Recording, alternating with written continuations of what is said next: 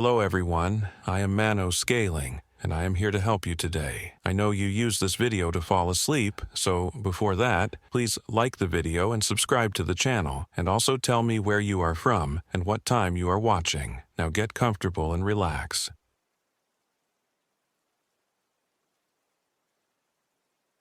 My name is Jennifer Williams, and I am 28 years old. This happened in the Allegheny National Forest in northwestern Pennsylvania, during what was supposed to be a simple 3-day hiking trip with my brother Michael and our friend Sarah Rodriguez. I should have known something was wrong when Sarah suggested the trail. "The Heart's Content Scenic Area," she'd said, spreading the topographical map across my kitchen table 6 weeks earlier. Her finger traced a thin line that snaked deep into the forest, far from any of the main hiking circuits. It's this old-growth forest preserve. Barely anyone knows about it. Michael had leaned over her shoulder, studying the route. At 31, my brother still carried himself like the college athlete he'd once been, but I noticed the way his hands trembled slightly when he thought no one was looking. The divorce had been harder on him than he let on. "Looks isolated," he'd said. "That's the point." Sarah's dark eyes had gleamed with something I couldn't quite identify. No crowds, no noise, just us and the trees. I'd agreed because I thought Michael needed this. Needed to get away from the lawyers and the empty house and the job he was slowly losing interest in. Sarah had been our friend since college, and I trusted her judgment about outdoor adventures. She was the one who'd gotten us into rock climbing, who'd planned our successful summit of Mount Washington 2 summers before. But as we drove deeper into the Pennsylvania wilderness that Friday morning in late October, I began to question that trust. The GPS had started acting up about 20 miles past Warren. The screen would flicker, showing our blue dot spinning in circles before placing us in what appeared to be a large body of water. Sarah laughed it off, pulling a worn paper map from her backpack. "Technology," she'd said, though there was something brittle in her voice. "This is why I always carry backup." The map looked old. Much older than I remembered from our planning session. The paper felt thick and rough under my fingers, and some of the trail markings seemed to have been hand-drawn in faded ink. When I looked closer, I could see what appeared to be previous pencil marks that had been erased, leaving ghost impressions in the paper. "Where did you get this?" I asked. "Found it online. Some guy was selling vintage USGS surveys." Michael glanced back from the driver's seat. "Vintage? Jen, are you sure about this route?" "It'll be fine," Sarah said quickly. "I've cross-referenced it with current trail data. The basic geography doesn't change." But as we turned onto increasingly narrow dirt roads, I noticed that the mile markers on Sarah's map didn't match what we were seeing. According to her map, we should have passed a ranger station 3 miles back. Instead, we'd seen nothing but trees pressing closer to the road, their branches forming a canopy so thick that the midday sun barely penetrated. The trailhead, when we finally found it, wasn't marked. Just a small gravel pull-off beside what might generously be called a path. Sarah consulted her map again, nodding with satisfaction. "This is it." I studied the tree line. The path disappeared into shadows within a few yards, swallowed by massive hemlocks and white pines that looked ancient. The air smelled wrong somehow. Not the clean pine scent I expected, but something earthier, mustier, like soil that had been turned over to reveal things better left buried. "Are you sure?" Michael asked, shouldering his pack. "This doesn't look like any trail I've ever seen." "The best ones never do," Sarah replied. We hiked in single file, Sarah leading, me in the middle, Michael bringing up the rear. The trail, if it could be called that, was barely visible, marked only by occasional blue blazes painted on trees. Some of the blazes looked fresh, but others appeared to have been painted over multiple times, creating thick, uneven splotches that reminded me unpleasantly of dried blood. The silence was the first thing that unsettled me. Not the peaceful quiet of deep forest, but an oppressive absence of sound. No bird song, no rustle of small animals in the underbrush, no wind in the canopy above. Even our footsteps seemed muffled, as if the forest itself was absorbing the sound. "It's so quiet," I said. "Better than city noise," Sarah called back, but I noticed she spoke more softly than usual. After 2 hours, we stopped for lunch beside a small stream that didn't appear on Sarah's map. The water was the color of strong tea, stained dark by tannins from decomposing leaves. Michael knelt to refill his water bottle, then hesitated. "Should we purify this?" "It's fine," Sarah said. "Moving water in the wilderness is usually safe." But something about the stream bothered me. It moved too slowly, almost sluggishly, and when I looked into the water, I couldn't see the bottom despite its apparent shallowness. Worse, the reflection seemed wrong somehow, distorted in a way that had nothing to do with the gentle current. As Michael filled his bottle, I saw something pale flicker beneath the surface. A fish, perhaps, or a piece of white plastic trash. But it had moved in a way that seemed almost deliberate. "Did you see that?" I asked. "What?" "In the water. Something white." Michael peered into the stream. "I don't see anything." Neither did I anymore, but I found myself reluctant to drink from my water bottle for the rest of the day. By late afternoon, we'd covered what Sarah estimated was 8 miles, though her map seemed increasingly unreliable. The trail had branched several times, and each time Sarah had chosen the path with confidence that felt forced. When I asked how she knew which way to go, she'd tap the map and point to markings I couldn't make out. "We're making good time," she said as we crested a small ridge. "The campsite should be just ahead." The campsite, when we reached it, was perfect in a way that felt almost artificial. A small clearing surrounded by towering hemlocks with a fire ring made of carefully arranged stones and a picnic table that looked handmade. A small creek gurgled nearby, different from the dark stream where we'd stopped for lunch, and the ground was level and clear of debris. "How did you know about this place?" I asked as we began setting up our tents. "Research," Sarah said, but she wouldn't meet my eyes. As the sun began to set, the temperature dropped faster than I'd expected. The darkness seemed to pour into the clearing like thick liquid, pooling in the spaces between the trees. Michael managed to get a fire started, but it burned strangely. The flames were smaller than they should have been given the amount of wood we'd fed it, and they cast dancing shadows that seemed to move independently of the fire itself. We sat around the flame, eating freeze-dried meals and trying to maintain normal conversation. But the silence of the forest pressed in around us, broken only by the occasional crack of settling wood or the distant sound of something large moving through the underbrush. "Tell me again why you wanted to come here," Michael said, staring into the fire. Sarah was quiet for a long moment. When she spoke, her voice sounded different somehow, flatter, more distant. "I've been having dreams about this place." "Dreams?" "For months. Always the same.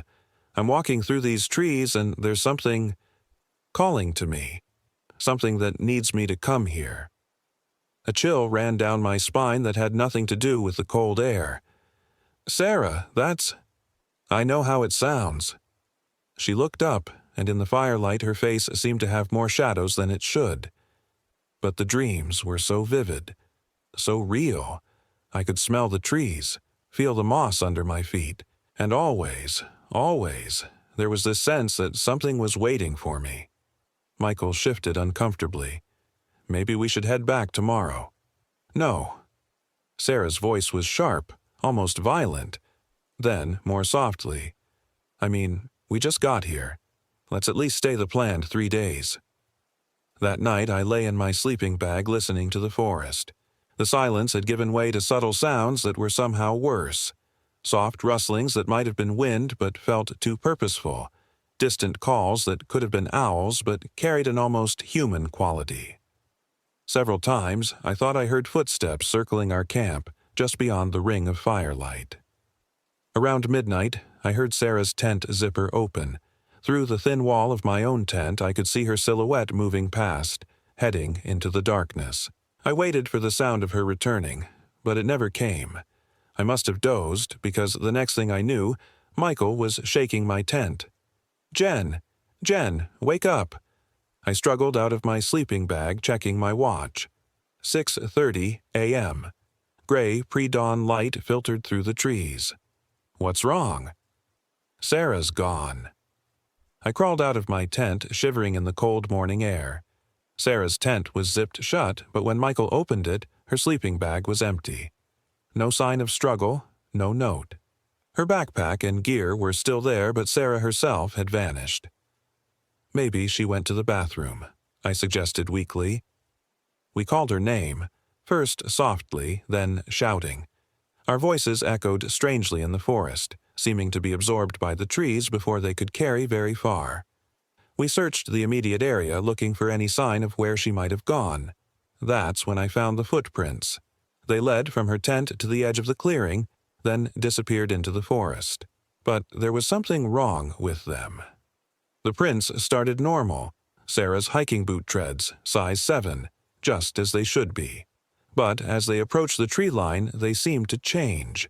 The impressions became deeper, the stride longer. And at the very edge of the clearing, I could swear the final print showed bare feet instead of boots. "This doesn't make sense," Michael said, kneeling beside me. "Why would she take her boots off?" I didn't have an answer.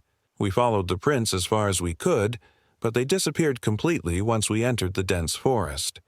It was as if Sarah had simply vanished into the trees. We spent the entire day searching, calling her name until our voices were hoarse. The forest seemed to swallow our shouts, giving nothing back. As evening approached, we returned to camp, exhausted and frightened. "We need to hike out," Michael said as we sat beside another struggling fire. "Get help. Call the rangers." I knew he was right, but something stopped me from agreeing immediately. A nagging feeling that we were missing something important, that leaving now would be a mistake.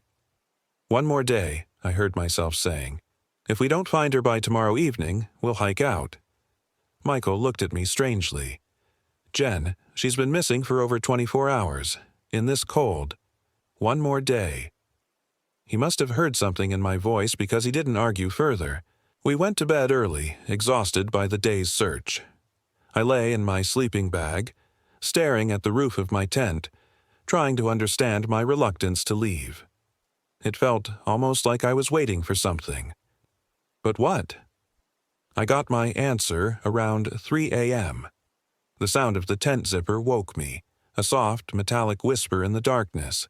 I held my breath listening. Footsteps outside, slow and careful. Then Sarah's voice, pitched just loud enough to carry. "Jen, Mike, I'm back." Relief flooded through me, followed immediately by anger. Where had she been? Why hadn't she answered our calls? I crawled out of my tent, expecting to see Sarah illuminated by the dying embers of our fire. Instead, I found her standing at the very edge of the firelight, just barely visible in the darkness. She was facing away from me, looking into the forest. "Sarah? Jesus, where have you been? We've been looking for you all day." She turned around slowly, and my relief curdled into something else entirely. It was Sarah.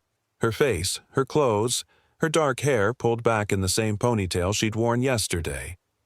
But something was fundamentally wrong. Her eyes reflected the firelight like an animal's, flat and expressionless. Her skin seemed paler, almost waxy, and when she smiled I could see that her teeth looked different somehow, sharper. "I got lost," she said, but her voice was hollow, echoing strangely in the small clearing. "I'm sorry you worried." Michael emerged from his tent, rubbing his eyes. "Sarah, thank God. Are you okay? You look—" He stopped mid-sentence, seeing what I was seeing. Sarah's smile widened, revealing those two sharp teeth. "I'm fine," she said. "Better than fine. I found what I was looking for." "What you were looking for?" I took a step back, my skin crawling. "Sarah, what are you talking about?" Instead of answering, she moved closer to the fire. Her movements were wrong, too fluid, like she was floating rather than walking. The firelight seemed to bend around her, creating shadows that moved independently of her body. "You have to see it," she said, her voice taking on an urgent, pleading quality. deep in the forest. It's beautiful, Jen. It's been waiting so long for visitors. Sarah, you're scaring me. She laughed, a sound like wind through dead leaves. There's nothing to be scared of. It just wants to meet you. Both of you. Michael stepped protectively in front of me. I think we should pack up and head out. Now. Sarah's expression didn't change, but the temperature around us seemed to drop 10 degrees. The fire guttered lower, casting dancing shadows that made her face appear to shift and change. You can't leave, she said simply. It won't let you. As if in response to her words, sounds began to emerge from the forest around us. Footsteps. Dozens of them, circling our camp just beyond the edge of the firelight. But they didn't sound quite right, too heavy in some places, too light in others, like people trying to remember how to walk. Sarah, I whispered, what's out there? She tilted her head as if listening to something I couldn't hear. Friends. They've been alone for so long.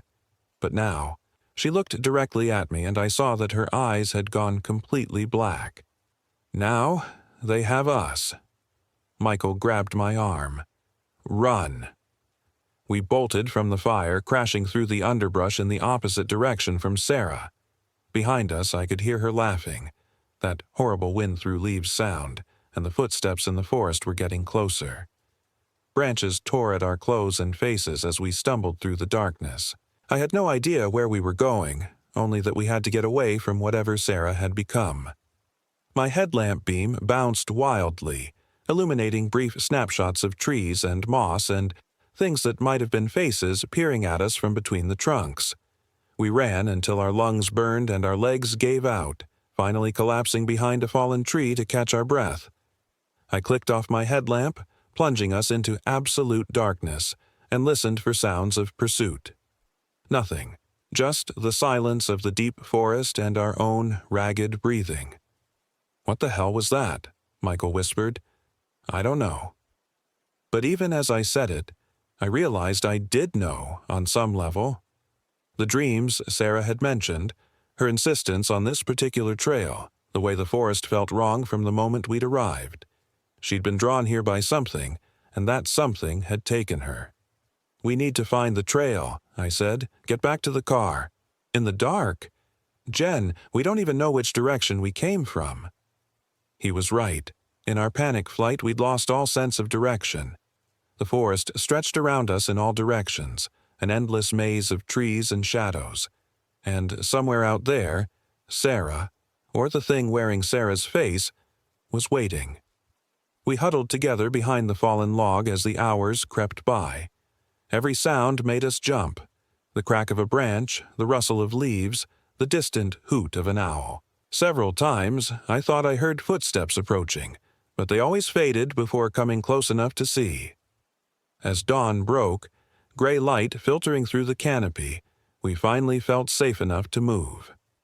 Michael consulted his compass, trying to determine which direction would take us back toward the trail. But the needle spun wildly, unable to find magnetic north. That's impossible, he muttered, tapping the instrument. These things don't just break. I looked at my own compass and found the same problem. The needle swung in lazy circles as if the magnetic field itself had been disrupted. This place, I said quietly. There's something wrong with this place. We picked a direction at random and started walking, hoping to find some landmark we recognized.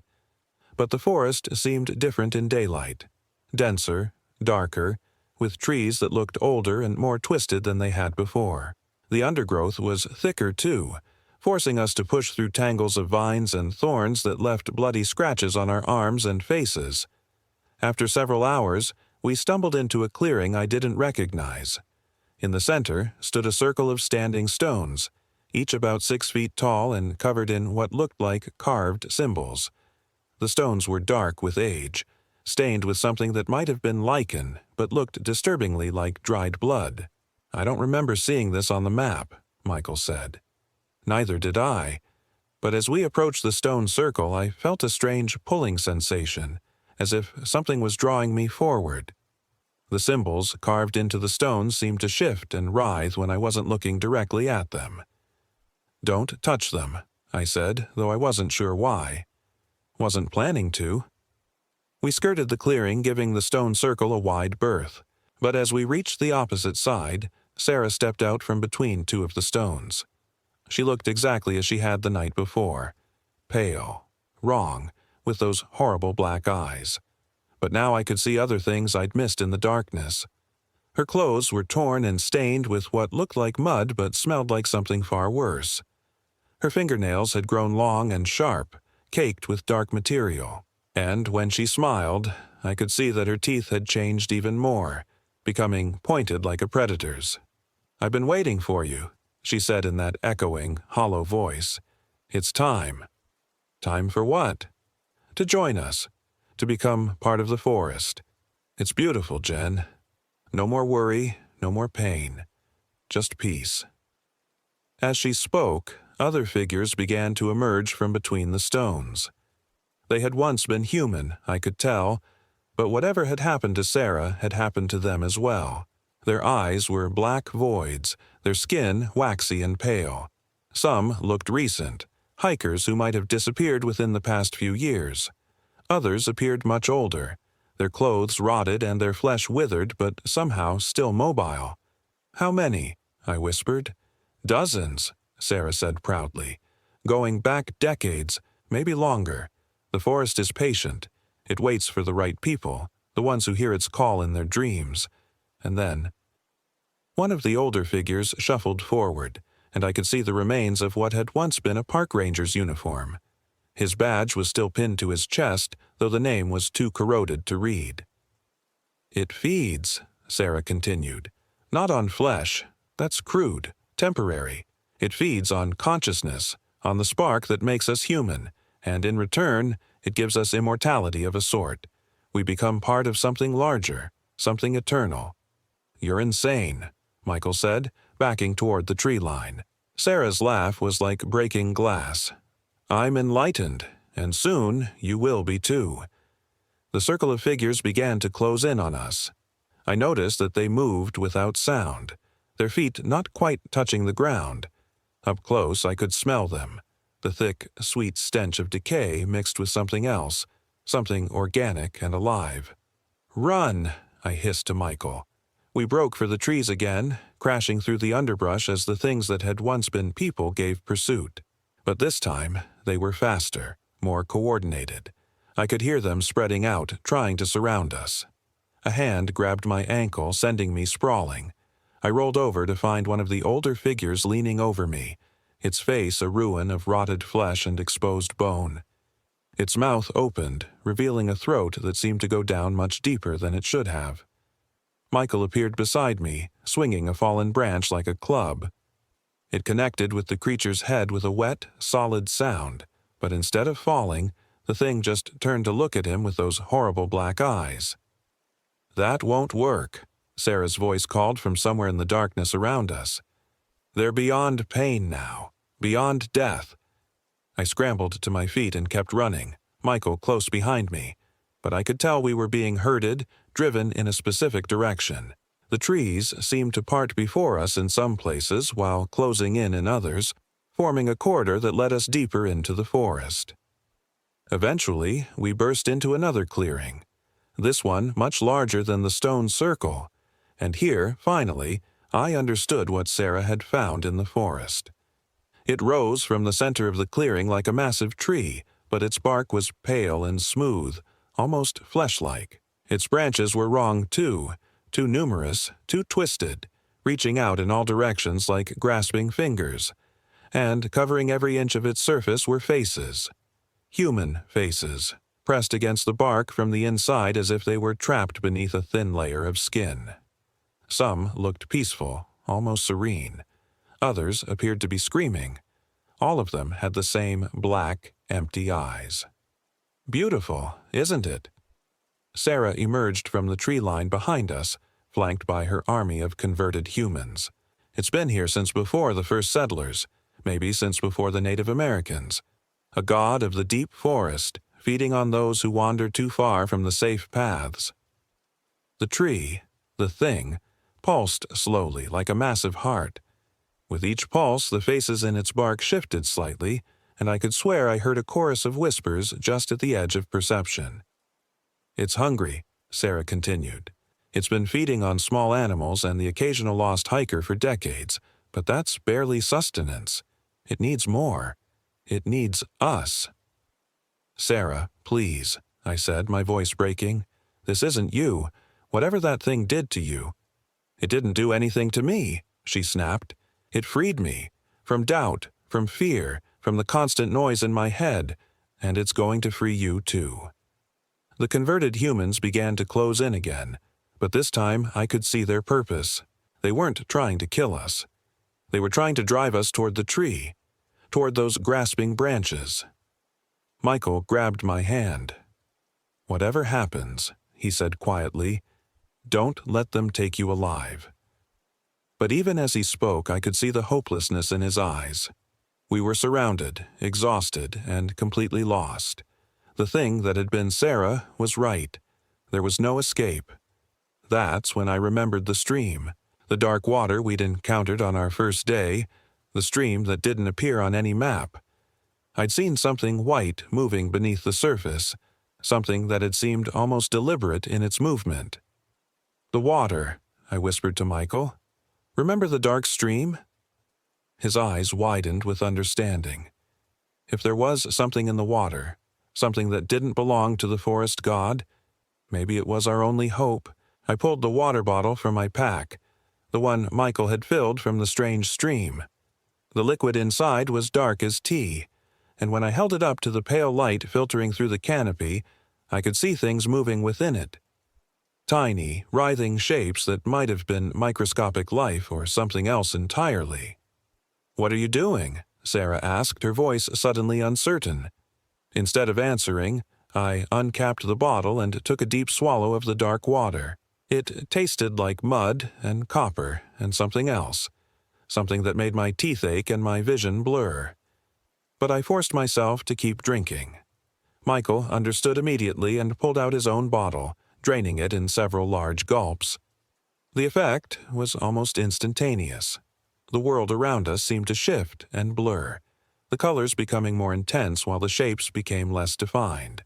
The whispers from the tree grew louder, but now I could hear other voices too. Older voices, angrier voices. Sarah stepped back, her perfect composure cracking for the first time. "What have you done?" The converted humans were retreating as well, their black eyes reflecting something that might have been fear. And the tree, the pale, flesh-like tree, was beginning to writhe and twist, its branches lashing at the air as if in pain. "The old gods," I said, the words coming from somewhere deep in my consciousness that wasn't entirely my own anymore. "This forest had guardians long before your parasite arrived. They sleep in the dark waters, but they can be awakened." The ground beneath our feet began to tremble. Cracks appeared in the earth, and from them seeped dark water, the same tea-colored liquid we'd consumed. The smell of it was stronger now, primitive and earthy, like the breath of something ancient and vast. Sarah screamed.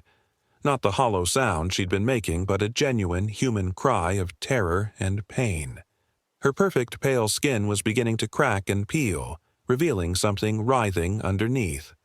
The other, converted humans were collapsing as well, their borrowed flesh dissolving as whatever had infected them was driven out by the older power we'd awakened.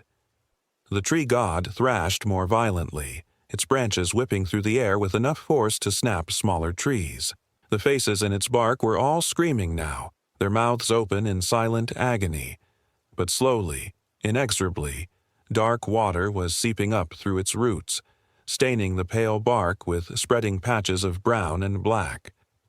"You don't understand," Sarah gasped, falling to her knees as her body continued to come apart. "It offered us immortality, peace, a place in something greater than ourselves." "It offered slavery," I replied, though I wasn't entirely sure the words were my own. The dark water we'd consumed was changing us too. I could feel it. But the change was different. Wilder, more primal, but somehow more honest than what the tree god offered. The conversion of the landscape accelerated. Dark water bubbled up everywhere, transforming the clearing into a swamp. The tree god's screams became audible now, a sound like tearing metal mixed with human agony. Its pale bark was turning black, the trapped faces dissolving into formless expressions of release and gratitude. Michael grabbed my arm. "We need to go. Now." He was right. Whatever was happening here, we didn't want to be caught in the middle of it. The dark water was rising rapidly, and I could see shapes moving beneath its surface, large shapes with too many limbs. We splashed through the spreading swamp, following what looked like higher ground toward the tree line. Behind us, the tree god's death throes were shaking the entire forest. Ancient trees were toppling, their roots no longer able to find purchase in the waterlogged soil. Sarah called after us one last time, her voice barely recognizable. "You've doomed yourselves. The old gods are worse than anything you can imagine." Maybe she was right. But as we reached the edge of the swamp and looked back, I saw her collapsing completely, her borrowed flesh melting away to reveal something small and pale and writhing. Whatever the forest parasite truly was, it was finally exposed and vulnerable. The dark water rushed over it, and it dissolved with a sound like steam escaping from a kettle. We ran through the transforming forest as chaos erupted around us. The change was spreading outward from the clearing, turning solid ground into fetid swampland.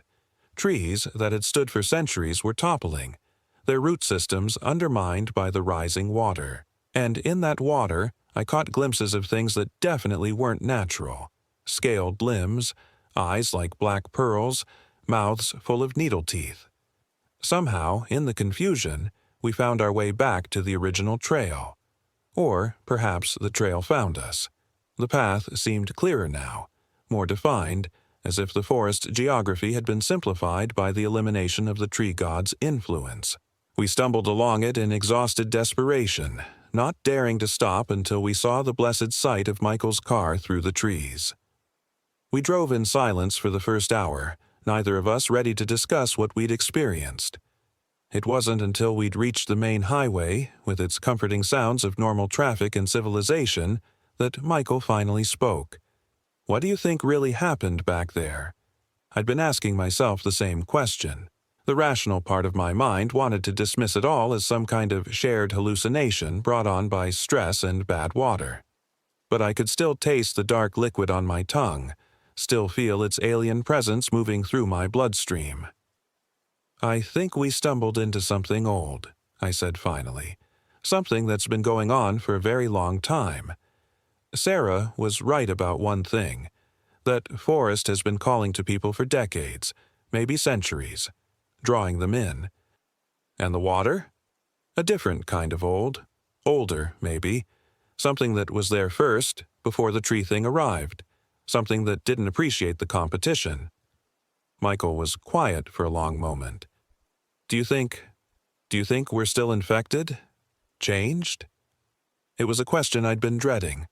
I could feel something different about my perception, a heightened awareness of the natural world around us.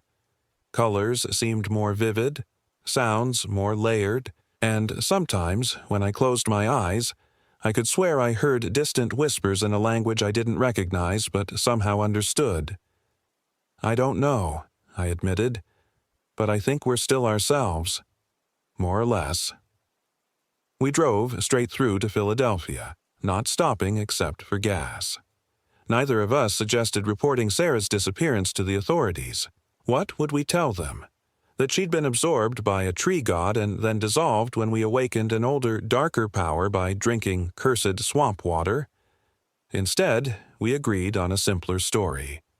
Sarah had fallen into a sinkhole, and despite extensive searching, we'd been unable to find her body. It was tragic, but not supernatural. The kind of hiking accident that happened every year in Pennsylvania's vast wilderness areas. The search and rescue teams found no trace of her, of course. They also found no trace of the Heart's content trail we'd supposedly been hiking. According to their maps and GPS systems, the area we described was an impenetrable swamp that had existed for as long as records had been kept. "Must have been a different trail," the lead ranger suggested. "Easy to get confused out there." We agreed readily, apologizing for wasting their time. That was 3 months ago. I've tried to return to normal life, but normal feels like a lie now. The world seems thinner somehow, more permeable. I catch glimpses of things moving in my peripheral vision, hear whispers in the sound of running water. Sometimes, late at night, I dream of dark streams flowing beneath the foundations of the city, carrying messages between sleeping gods. Michael has similar experiences, though we rarely talk about them. He started drinking heavily, trying to drown out the voices only he can hear. I've taken a different approach. Research. I spend my evenings in libraries and archives, reading about Pennsylvania's early settlement history, looking for other accounts of missing hikers, unexplained disappearances. I found more than I expected. Dating back to the 1800s, there are scattered reports of people vanishing in the forests of northwestern Pennsylvania, always in the same general area, always involving hikers or hunters who'd strayed from established trails. The local Native American tribes had legends about that region too, stories of a place where the trees had eyes and the earth was hungry. But I've also found references to something else. Older stories, passed down through generations of settlers, about dark waters that could wash away curses and hostile spirits, waters that carried the voices of the earth itself, the old gods who slept beneath the foundations of the world. I think I'm beginning to understand what happened to us. We weren't just victims of the tree god's hunger. We were instruments of something else's revenge. The dark water didn't save us out of kindness. It used us to eliminate a rival, a parasite that had been feeding in territory that belonged to older, more terrible things. And now we're marked by that alliance, changed by it. Part of us will always belong to the deep waters and the whispers they carry.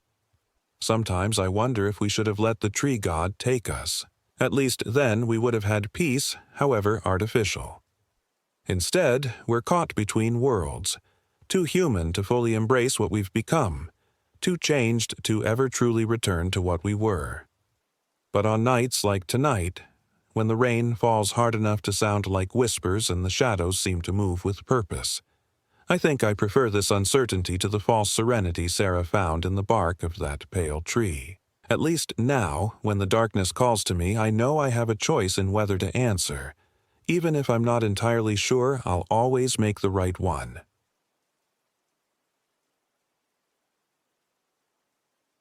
My name is David Jones, and I am 28 years old.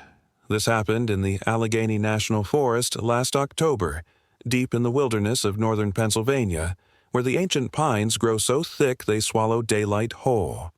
I'm writing this down because the doctors say it might help, though I know nothing will ever help me forget what I saw, what Sarah became, or the thing that's still out there waiting in the dark between the trees. Sarah and I had been together for 3 years. She was the kind of woman who made everything brighter just by existing. Auburn hair that caught sunlight like copper wire, green eyes that sparkled when she laughed, which was often. She worked as a veterinarian in Pittsburgh, and I was a software engineer, both of us city people through and through. But Sarah had this romantic notion about getting back to nature, about finding ourselves in the wilderness the way our ancestors had. She'd been planning this camping trip for months, researching trails and campsites with the methodical precision she brought to everything. "Just you and me, David," she'd said, spreading topographical maps across our kitchen table. "No phones, no internet, no distractions. Just us in the forest."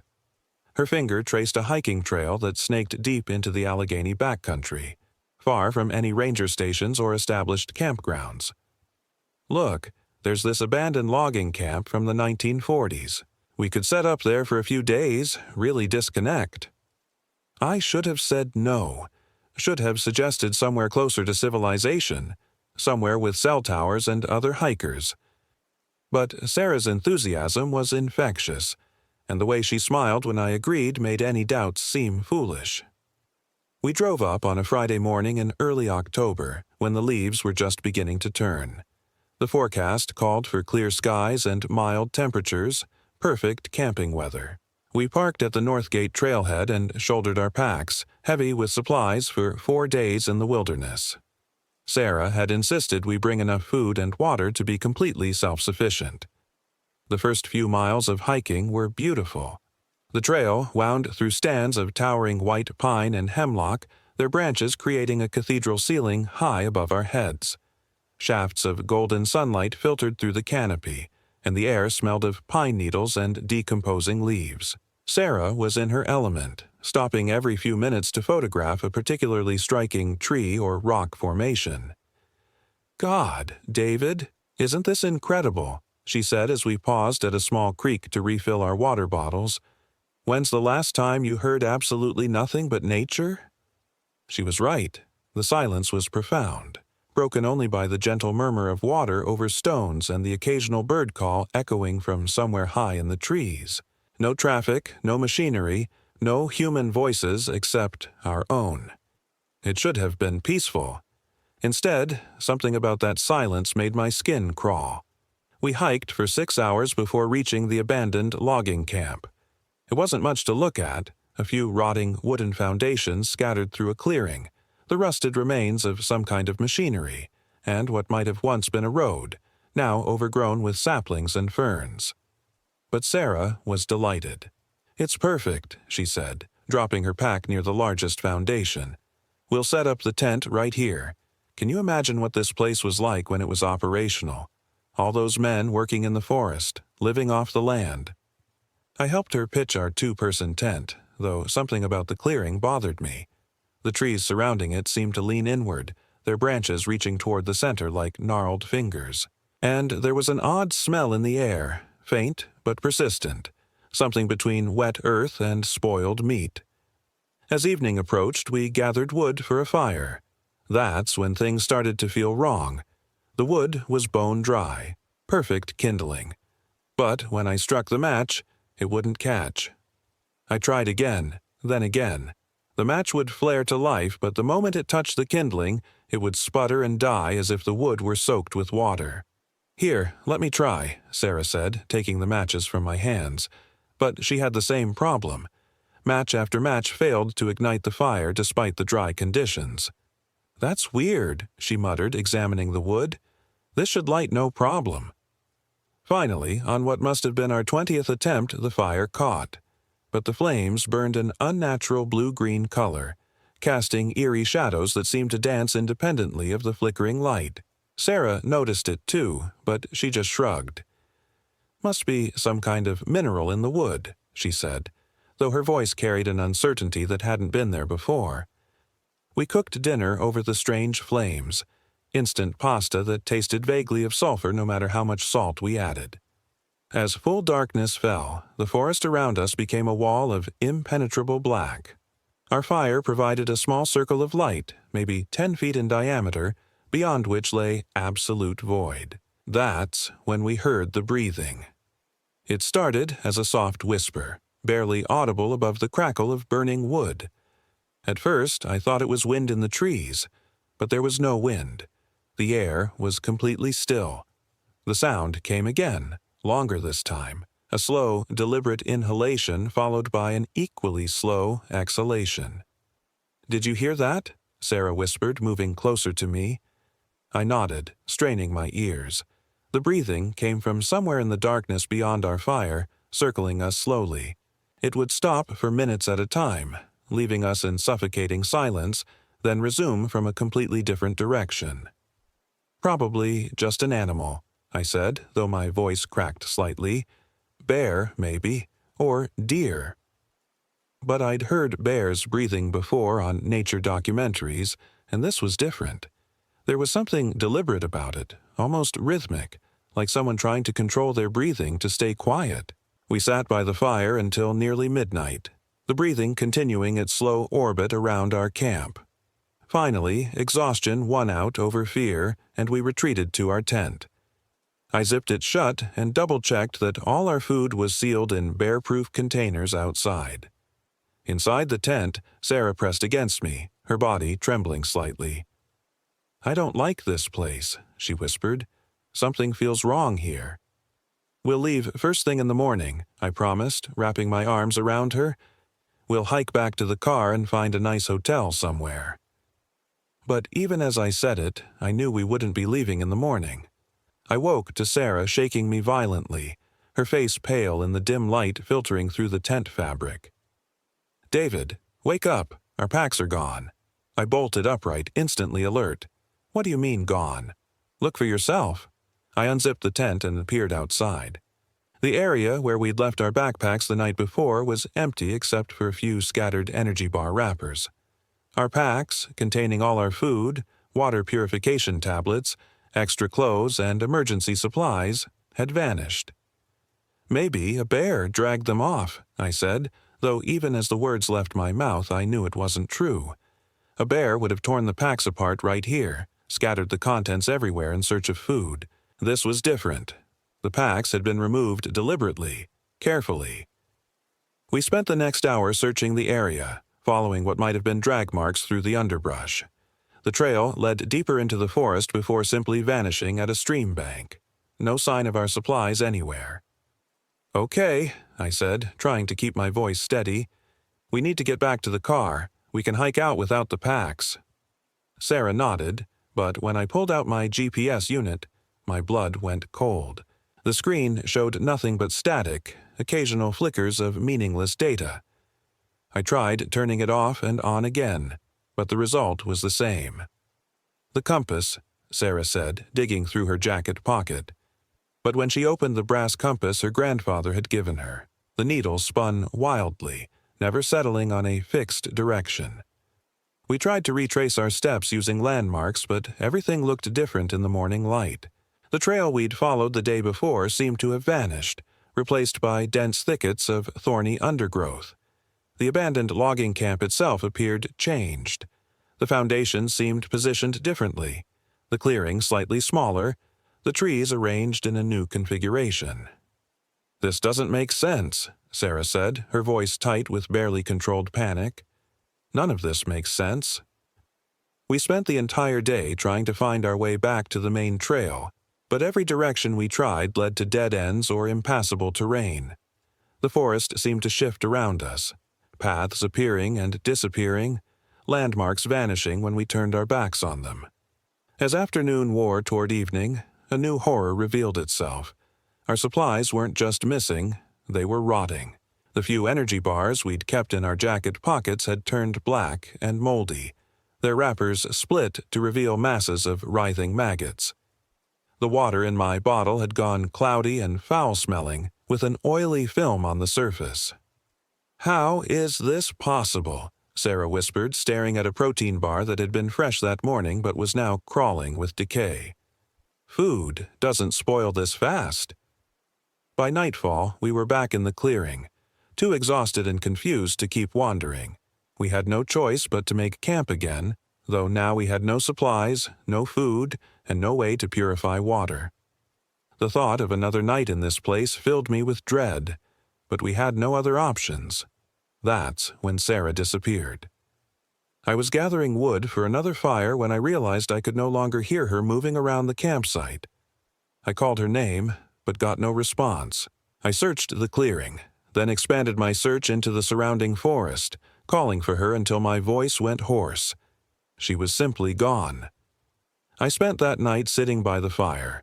This time it lit normally and burned a natural orange, listening for any sound that might indicate where Sarah had gone.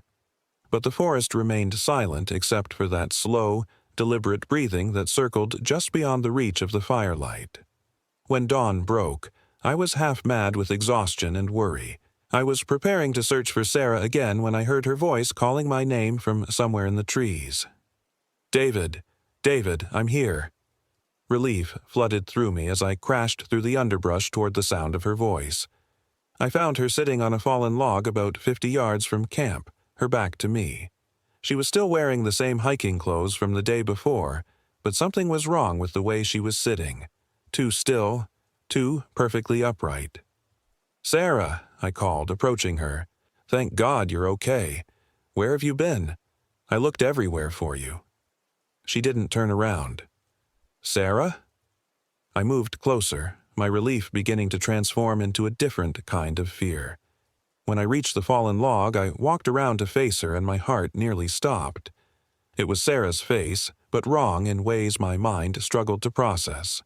Her skin was too pale, almost translucent, with dark veins visible beneath the surface.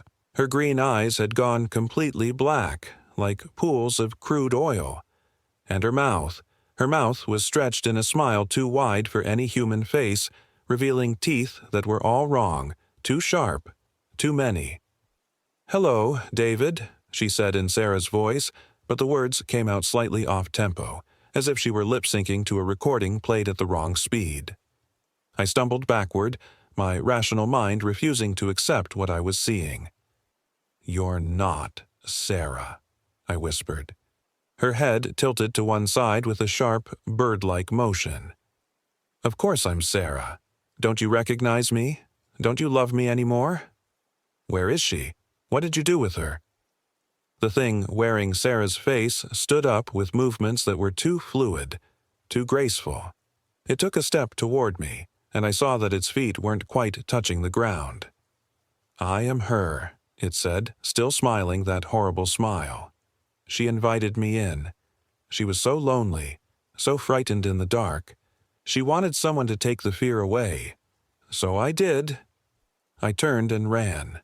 I crashed through the forest with no destination in mind except away from that thing. Branches tore at my face and clothes. Roots caught my feet and sent me sprawling into the undergrowth. Behind me, I could hear it following.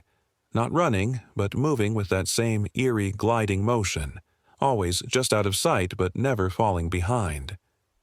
"David," it called in Sarah's voice, "why are you running from me? Come back. I love you." I ran until my lungs burned and my legs felt like rubber, then collapsed behind a massive boulder to catch my breath. The forest around me was utterly unfamiliar, dense with ancient trees whose trunks were wider than cars. High above, the canopy was so thick that only scattered pinpricks of sunlight penetrated to the forest floor. That's when I realized it wasn't Sarah's voice anymore. "David," the thing called from somewhere nearby, but now it sounded like my mother. "David, honey, where are you? Mommy's looking for you." My mother had been dead for 5 years. "Come here, sweetheart," it continued in her voice. "Mommy won't hurt you. Mommy loves you so much." I pressed my hands over my ears, but the voice seemed to come from inside my head now, cycling through every person I'd ever loved. My father, my brother, my college roommate, my first girlfriend. All of them calling my name, all of them claiming to love me, all of them asking me to come to them. I don't know how long I sat there, huddled behind that rock while the thing played its vocal charades. Hours, maybe. The voices eventually stopped, replaced by a silence so complete it felt like being buried alive. When I finally worked up the courage to move, I discovered something that chilled me to the bone. My sleeping bag was lying open about 20 feet away, unzipped from the inside as if someone had climbed out of it. But I'd never brought a sleeping bag to this part of the forest. It had been back at our campsite in one of the stolen packs. As I stared at it, trying to make sense of its presence, I noticed something else. There were tracks in the soft earth around the sleeping bag. Human footprints that started at the bag and led off into the forest. But they weren't normal footprints. They were too long, too narrow, with what looked like claw marks at the end of each toe. I followed the tracks because I had no other choice. They led me through increasingly dense forest, past trees that seemed to twist into unnatural shapes, their bark scarred with marks that looked almost like writing in some alien language. The air grew thick and oppressive, carrying that same spoiled meat smell I'd noticed at the abandoned logging camp. The tracks ended at a cave entrance I was certain hadn't been there moments before. It was perfectly circular. Too perfectly circular, as if it had been bored through the rock by some massive drill. The darkness inside was absolute, seeming to swallow the pale daylight like a living thing. From somewhere deep in that darkness came the sound of weeping.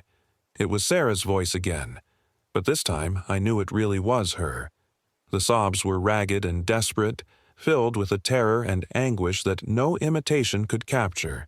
She was alive, and she was calling for help. "David," she sobbed from the depths of the cave. "Please help me. It has me. It's doing things to me. Please don't leave me here." Every instinct I had screamed at me to run, to get as far away from that cave as possible. But it was Sarah. Whatever that thing was, wherever it had taken her, she was still alive, and she needed me. I stepped into the darkness. The cave was larger than it had appeared from outside, its walls smooth and curved like the inside of some enormous throat. Bioluminescent fungi provided a dim, sickly green glow that barely illuminated the path ahead.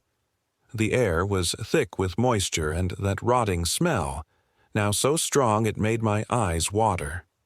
Sarah's weeping echoed from deeper in the cave, always seeming to come from just around the next bend. I followed the sound through a maze of tunnels that branched and twisted in ways that defied the mountain's external dimensions. Sometimes the ceiling was so low I had to crawl.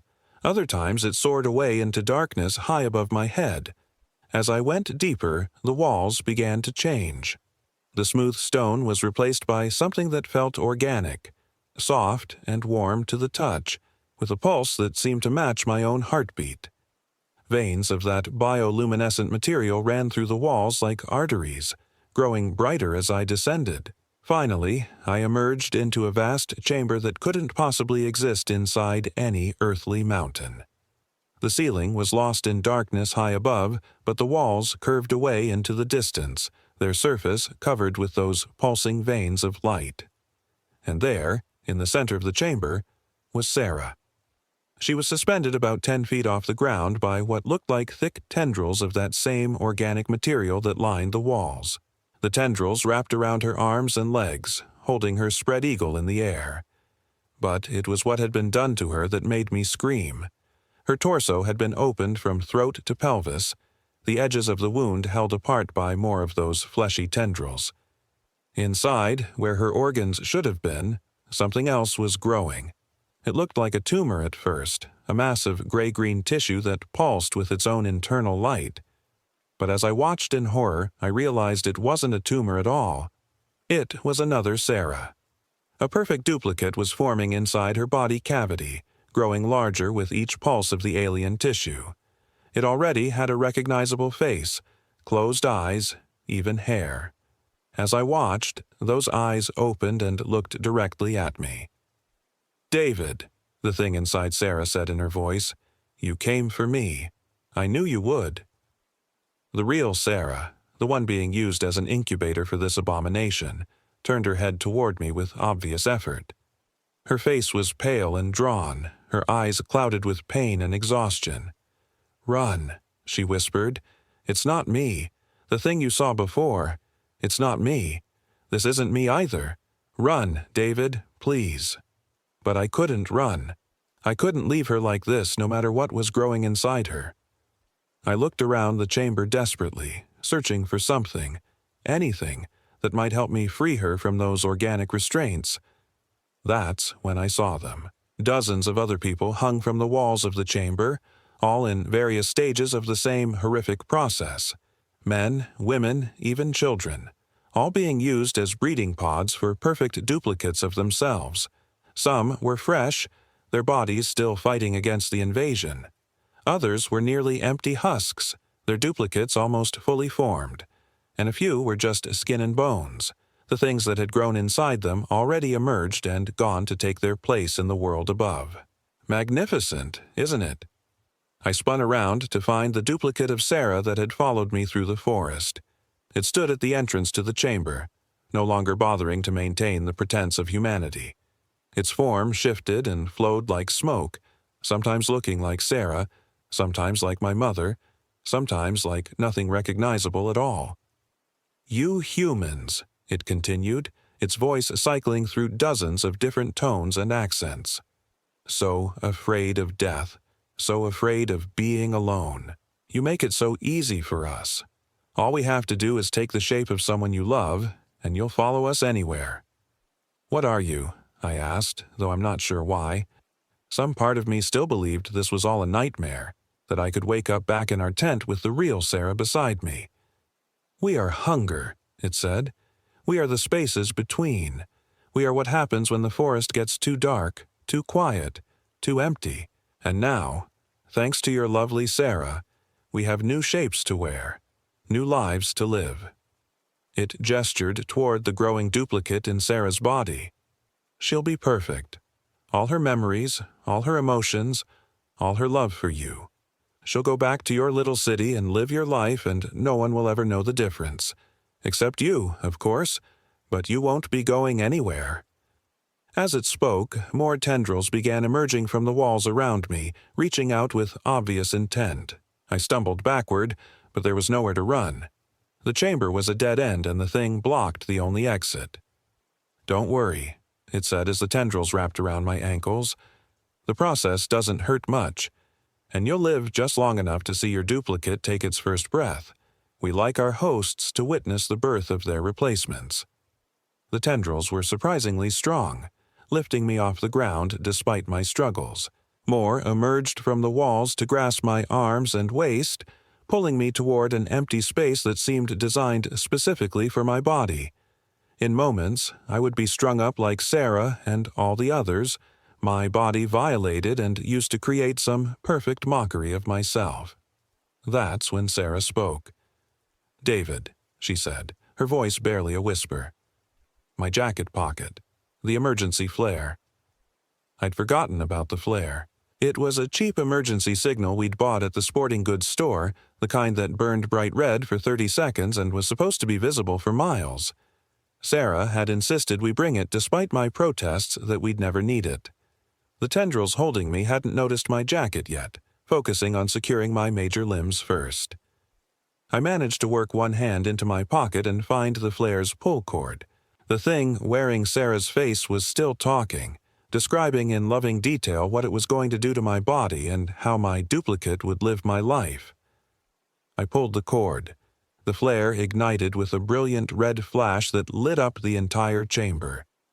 The organic walls immediately began to writhe and contract, emitting a sound like steam escaping from a boiler.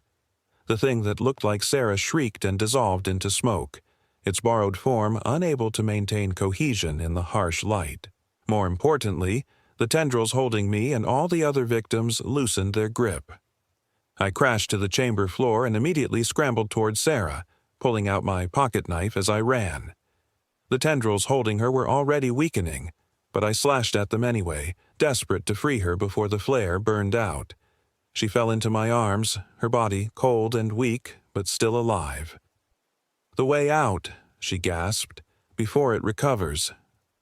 I looked around the chamber and saw what she meant. The thing's true form was beginning to reassemble itself in the far corner, pulling together from wisps of shadow and smoke. We had maybe 10 seconds before it became solid again. I lifted Sarah in my arms and ran for the tunnel entrance. Behind us, I could hear the creature's howl of rage echoing through the chamber, but I didn't look back. The flare's light lasted just long enough to guide us into the tunnel system, then sputtered out, leaving us in absolute darkness. Somehow, we found our way out. I can't explain how. The tunnels that had seemed like a maze going in were now a straight shot to the surface. Maybe the creature's weakened state affected its ability to manipulate the cave's structure, or maybe pure adrenaline and desperation were enough to overcome its illusions. We emerged into daylight that seemed impossibly bright after the cave's darkness. Sarah was barely conscious, her body temperature dangerously low and her pulse weak. I had to get her to a hospital, fast. But when I looked around, expecting to see the familiar forest we'd been lost in for 2 days, I found something else entirely. We were standing at the edge of a parking lot. 30 yards away sat our car, exactly where we'd left it at the Northgate trailhead. Sarah needed immediate medical attention, so I didn't stop to question the impossibility of our location. I carried her to the car and drove straight to the nearest hospital, a 40-minute ride during which she drifted in and out of consciousness. The doctors said she was suffering from severe hypothermia and dehydration, consistent with being lost in the wilderness for several days.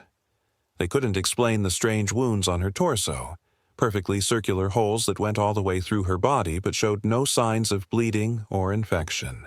They healed completely within a week, leaving no scars.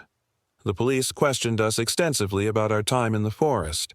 They'd been searching for us since Monday, when we failed to return as planned. But our story didn't make sense to them. According to their timeline, we'd been missing for less than 24 hours, not the 3 days we remembered.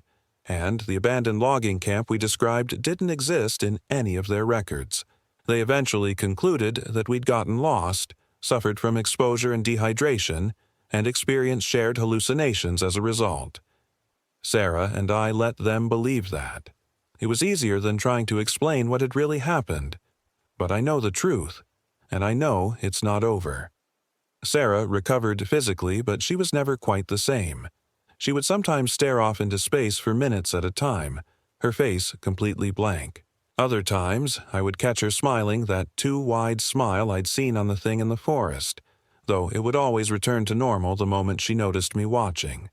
She insisted we'd both imagined everything, that the stress and dehydration had caused us to hallucinate the entire experience.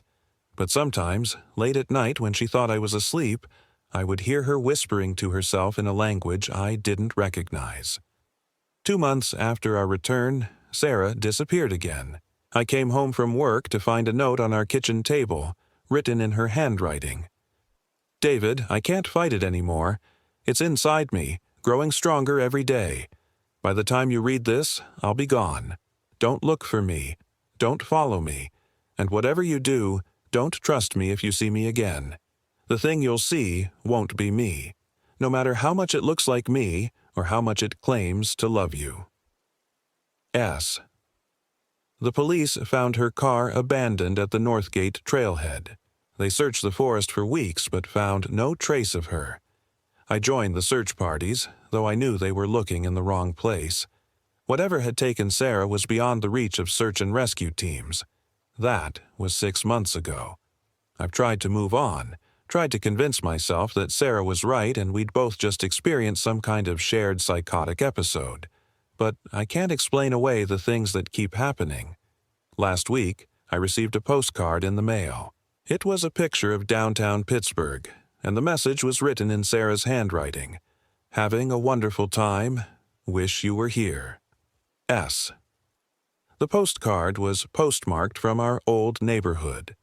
Yesterday, my neighbor mentioned seeing a woman who looked exactly like Sarah coming and going from my apartment while I was at work. When I asked him to describe her, he said she seemed perfectly normal except for her smile, which he described as too big for her face. And this morning, I found wet footprints leading from my front door to my bedroom, though it hasn't rained in days. The prints were human-shaped but wrong somehow. Too long, too narrow, with marks at the end that looked like claws. I'm writing this down because I think something is coming for me. I think the real Sarah is dead, has been dead since that night in the cave, and I think the thing that grew inside her body is now walking around in her skin, living her life, taking her place in the world.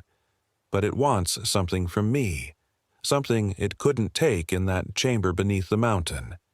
Maybe it needs me to accept it willingly, to invite it in the way Sarah did when she was alone and afraid in the dark. I won't do that. Whatever happens to me, whoever finds this, don't trust her if she comes to you. Don't believe her when she says she's Sarah. Don't let her beautiful green eyes and copper hair fool you into thinking she's still the woman I loved, because the thing wearing her face is hungry and it's getting stronger every day. If you're reading this, I'm probably already gone. But do me one favor. If you ever find yourself camping in the deep woods of Pennsylvania and you hear breathing in the darkness beyond your fire, pack up your things and leave immediately. Don't wait for morning. Don't try to find the source of the sound. And whatever you do, don't go looking for anyone who disappears in the night. They won't be coming back, at least not as themselves.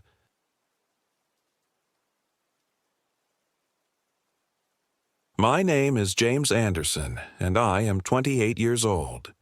This happened in the Allegheny National Forest in northwestern Pennsylvania, during what was supposed to be a simple 3-day hiking trip with my 2 closest friends from college. The forest had always been my sanctuary.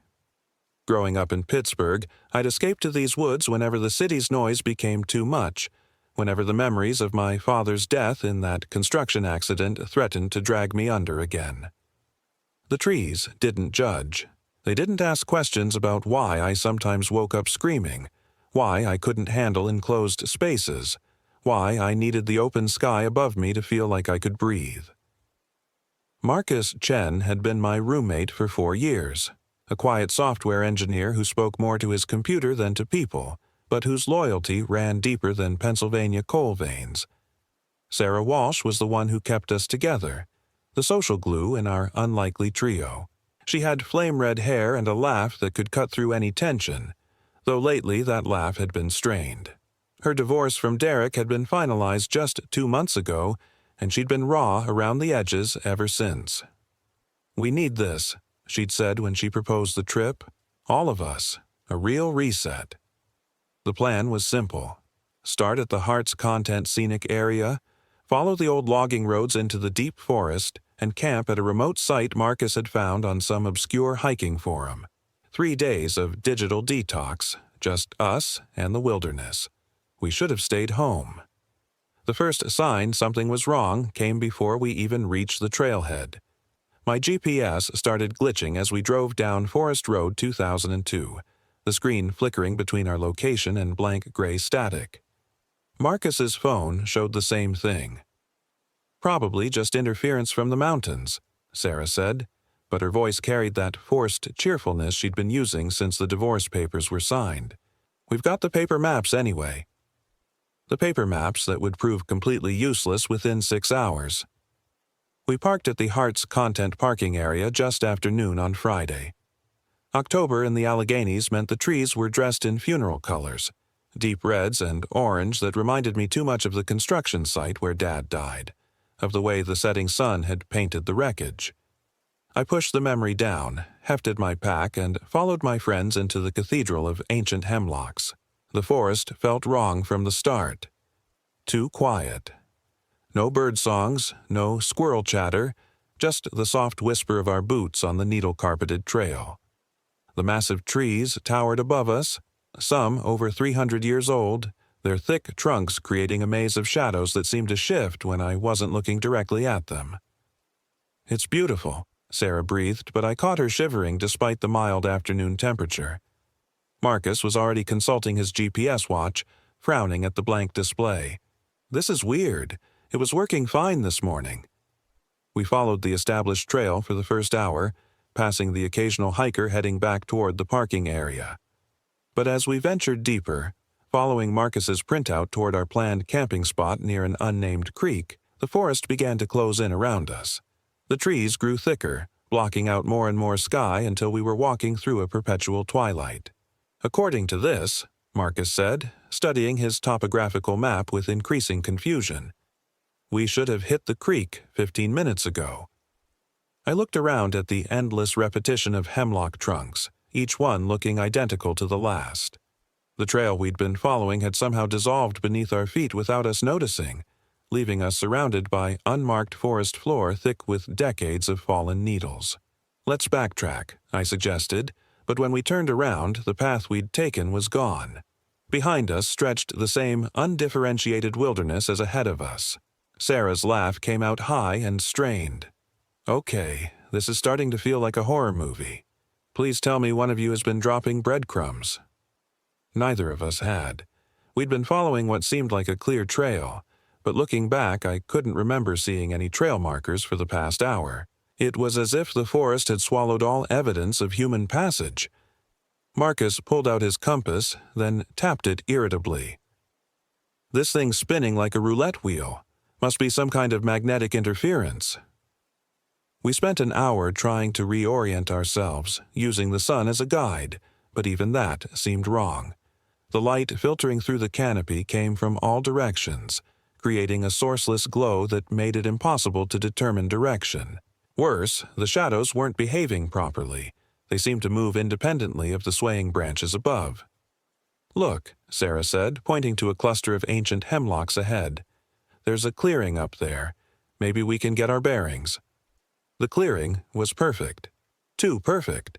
a nearly circular space maybe 30 feet across, ringed by massive trees whose branches formed a natural roof. The ground was level and covered with soft moss, as if nature had designed an ideal campsite. In the center, someone had built a fire ring from local stones. "Well, at least we know other people have been here," Marcus said, but his voice sounded uncertain. I knelt by the fire ring and immediately regretted it. The stones were arranged in a pattern that seemed almost ritualistic, and the ashes inside weren't from normal wood. They had a greasy consistency and an odor like burnt hair. Worse, scattered among the ashes were what looked like small bones, too large for birds, too small for deer. "Guys," I called, but when I looked up, Marcus and Sarah were on the far side of the clearing, examining something carved into one of the massive tree trunks. I joined them and felt my stomach drop. Someone had carved symbols into the bark, not random graffiti, but deliberate marks that seemed to writhe in my peripheral vision. They looked almost like letters from some foreign alphabet, or maybe pictographs, but staring at them made my head ache. "Native American markings?" Sarah suggested, but she sounded doubtful. Marcus was taking photos with his phone. "My camera's acting up too. Everything's coming out blurred, like there's something interfering with the lens." We decided to make camp in the clearing anyway. Where else could we go? The forest stretched endlessly in all directions, and night was coming whether we were ready or not. Marcus and I set up the tents while Sarah gathered wood for a fire, carefully avoiding the central ring with its suspicious ashes. That's when she found the backpack. "Hey, guys?" Her voice had gone small and scared. "There's someone else's gear over here." Hidden behind one of the massive tree trunks, nearly invisible in the gathering shadows, was a modern hiking backpack. It was soaked through with what looked like weeks of rain, but when I touched it, the fabric was completely dry. The zippers were corroded shut and dark stains covered the bottom of the pack. "Should we look inside?" Marcus asked. I shook my head. Every instinct I had was screaming at me to leave it alone, but Sarah was already working at the zipper with her multi-tool. When it finally gave way, we all stepped back from the smell that poured out. Sweet decay, like meat left in the sun too long. Inside was a mess of moldering gear and what looked like a journal wrapped in a plastic bag. Sarah pulled it out with obvious reluctance. "The last entry is from 6 weeks ago," she said, flipping through pages that crumbled at her touch. "3 hikers, lost in the forest. They mention... Oh, God." She handed me the journal with shaking hands. The final entry was barely legible, written in what looked like charcoal. Day 7. "Tom came back, but he's wrong. Wrong. His eyes are black holes and he smiles too wide. Says he found the way out, but Marcus says we can't trust him anymore. Tom keeps asking us to follow him into the deep woods. His voice sounds like static. I think he's hungry." Day 8. Marcus is gone. Tom says he went to get help, but I saw him feeding in the trees. God help me, I saw what he was eating. I'm alone now, except for Tom, who isn't Tom. He keeps circling the camp and making sounds like laughter, but backwards. I'm going to run when it gets dark. If someone finds this, don't trust anyone who comes back changed. The journal ended there. "This is someone's idea of a sick joke," Marcus said, but his voice cracked on the words. "Some asshole trying to scare hikers." Sarah had gone pale. "The backpack's real. The decay is real. How long would it take for gear to get this deteriorated?" I didn't want to think about it. Instead, I focused on getting our camp set up before full darkness fell. We worked in tense silence, speaking only when necessary, jumping at every sound the forest made. And the forest was making a lot of sounds now, creaks and groans from the massive trees, rustling in the undergrowth that suggested large animals moving just outside our vision. When I tried to light our campfire, the matches wouldn't catch. They'd flare for a second, then die as if the oxygen had been sucked away. When I finally got kindling to take, the flames burned a sickly blue-green color that cast more shadows than light. "That's not normal," Sarah whispered, staring at the unnatural fire. Marcus was studying the flames with scientific fascination. Could be some kind of chemical in the wood. Copper deposits in the soil, maybe. But even he sounded unconvinced. We ate our dinner in relative silence, huddled around the eerie fire while darkness pressed against us from all sides. The forest had gone completely quiet again. No owl calls, no insects, nothing but the occasional crack of a branch somewhere in the black void beyond our inadequate circle of light. That's when we heard the crying. It started soft, like a child sobbing in the distance. The sound drifted through the trees from the north, then the east, then seemed to come from directly above us. Sarah grabbed my arm so hard her nails drew blood. "There's no one else out here," Marcus said, but he was looking around wildly. "It's probably just wind through the trees, or an animal." The crying stopped abruptly, replaced by something worse. Silence so complete it felt like the forest was holding its breath. Even our fire seemed to burn more quietly, the flames barely flickering in the still air. Then came the laughter. Low and bubbling, like someone drowning on their own blood, the sound circled our camp just outside the ring of firelight. It would pause directly behind each of us in turn, close enough that I could feel breath on the back of my neck, then move on with wet, sliding footsteps. "Okay, that's it," Sarah said, standing abruptly. "I'm getting in my tent. Wake me when the sun comes up." She disappeared into her shelter, zipper sliding shut with frantic speed. Marcus and I looked at each other across the dying fire. "Should we bank this and go to sleep?" he asked. I shook my head. "I'm not leaving us in total darkness. Not with whatever that was." We took turns keeping watch through the night, feeding wood to our sickly fire while shapes moved in the blackness beyond. Sometimes they looked almost human, tall figures standing motionless between the trees. Sometimes they were lower to the ground, moving with an animal gait that suggested too many joints in their limbs. Just before dawn, during Marcus's watch, I was jolted awake by his terrified whisper. "James, James, wake up, look at the trees." I crawled out of my tent to find Marcus pointing at the massive hemlocks surrounding our clearing. Carved into every trunk, at exactly eye level, were fresh symbols, the same writhing pictographs we'd found earlier, but these hadn't been there when we'd made camp. The cuts were still bleeding sap that looked black in the pre-dawn gloom. "I never looked away from the camp," Marcus whispered. "Not once. How did someone carve all of these without me seeing?" I couldn't answer. The symbols seemed to pulse in my peripheral vision, and staring at them directly made my skull feel like it was splitting open. Worse, I was starting to recognize patterns in them. Not letters or pictures, but something deeper. Instructions, maybe. Or warnings. Sarah emerged from her tent looking haggard and pale. "Please tell me you guys heard the scratching too, on my tent, all night long." We hadn't heard anything except the sounds from the forest, but when she showed us her tent, we all fell silent. Parallel scratches covered the entire surface, deep enough to puncture the fabric in several places. They were too regular to be from branches, too large to be from any normal animal. "We're leaving," I said. "Right now. We'll pick a direction and keep walking until we hit a road." But when we tried to leave the clearing, we found ourselves back where we started. No matter which direction we chose, no matter how carefully we marked our path, we always ended up circling back to the same impossible campsite. The forest had become a maze with only one room. It was Sarah who noticed that our supplies were wrong. "I know I packed 3 days' worth of food," she said, staring into her nearly empty pack. "But look at this." Her trail mix had turned into a writhing mass of insects. Her water bottles were full of thick, dark liquid that moved like it was alive.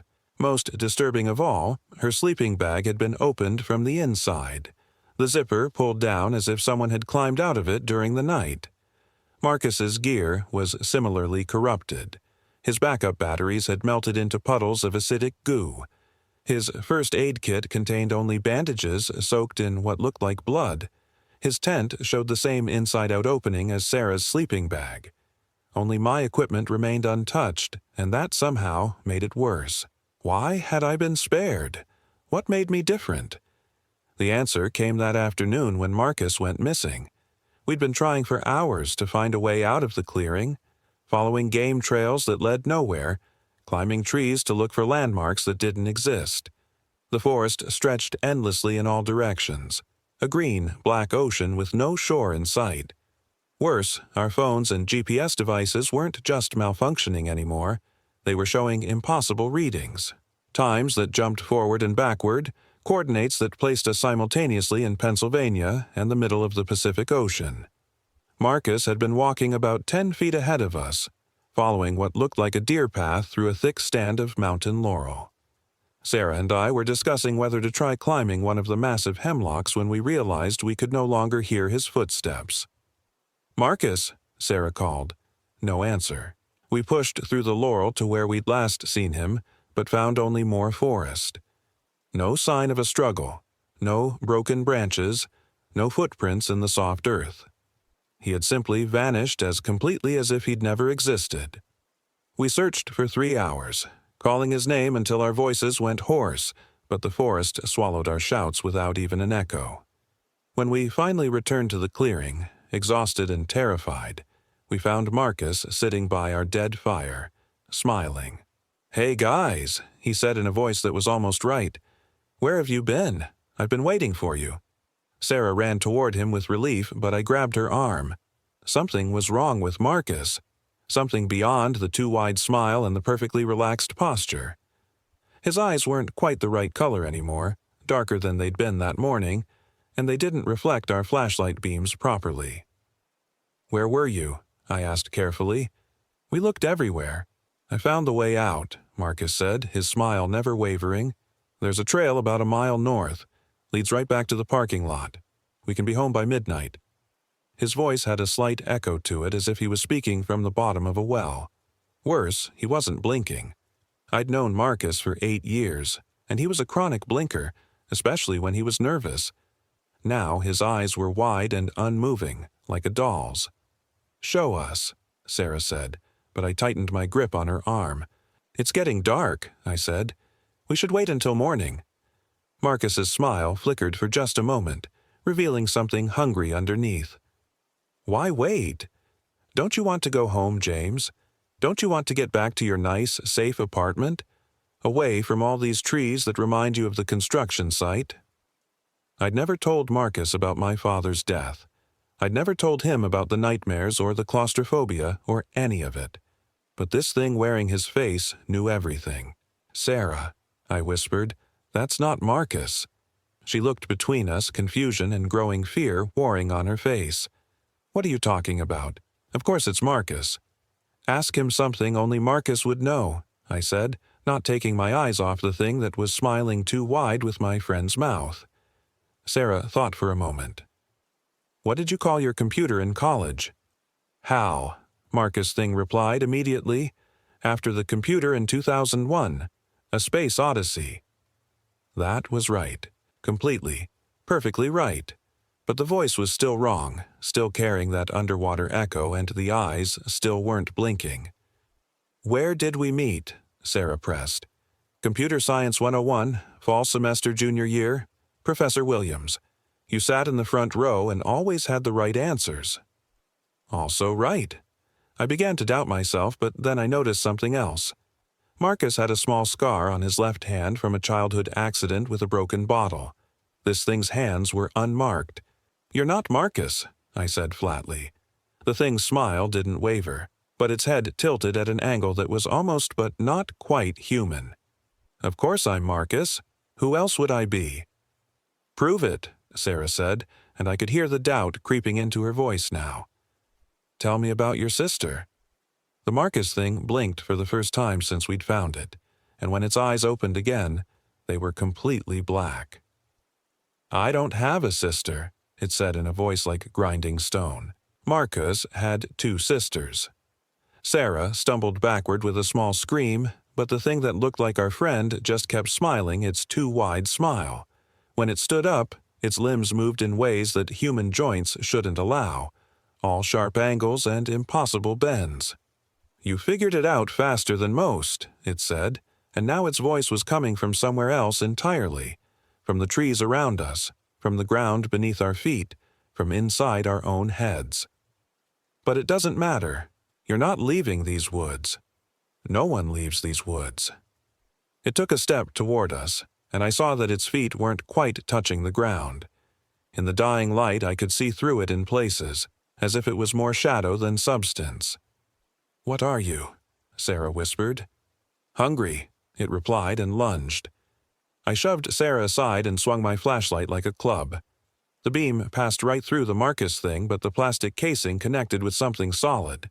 The impact sent vibrations up my arm that felt like hitting frozen meat, and the thing shrieked with a sound like tearing metal. "Run!" I shouted, grabbing Sarah's hand and pulling her into the forest. Behind us, the thing that had been wearing Marcus's face was changing, its human disguise falling away like shed skin. I caught glimpses of what lay underneath, something tall and impossibly thin, with too many joints and fingers that ended in wet, black claws. Its face was stretching, mouth opening far too wide to reveal rows of needle-sharp teeth. We crashed through the undergrowth, branches tearing at our clothes and skin, the thing's howls echoing from all around us. The forest itself seemed to be working against us. Roots caught our ankles, low-hanging branches whipped across our faces, and the ground beneath our feet kept shifting like quicksand. "There," Sarah gasped, pointing ahead to what looked like a break in the trees. We stumbled into another clearing, this one different from our campsite. Smaller, more organic, with a ring of standing stones that definitely hadn't been carved by human hands. In the center was a pool of water so dark it looked like a hole cut through the earth. The Marcus thing burst into the clearing behind us but stopped at the edge of the stone circle. Its form was constantly shifting now, human features appearing and dissolving like smoke. Sometimes it looked like Marcus, sometimes like other people I didn't recognize, other hikers, maybe, other victims. "You can't hide from me," it said with a dozen different voices. "I know everything about you, James Anderson. I know about the nightmares, about the way you wake up screaming your father's name. I know how you blame yourself for not being there when the scaffolding collapsed. I know how you think you should have died instead of him." Each word hit like a physical blow. I'd never told anyone about the guilt, about the crushing weight of being alive when my father wasn't. But this thing knew, and it was using my deepest pain against me. "Don't listen to it," Sarah said, but her voice was shaking. The thing turned its attention to her, and its face shifted to become her ex-husband, Derek. "Hello, sweetheart," it said with Derek's voice. "Still bitter about the divorce? Still wondering if it was your fault? Maybe if you'd been a better wife? Maybe if you'd given me what I needed?" Sarah made a sound like a wounded animal, and I realized the thing was torturing us with our own traumas before it killed us. It fed on pain, on fear, on the deepest wounds we carried. "Sarah," I said urgently, "it's not real.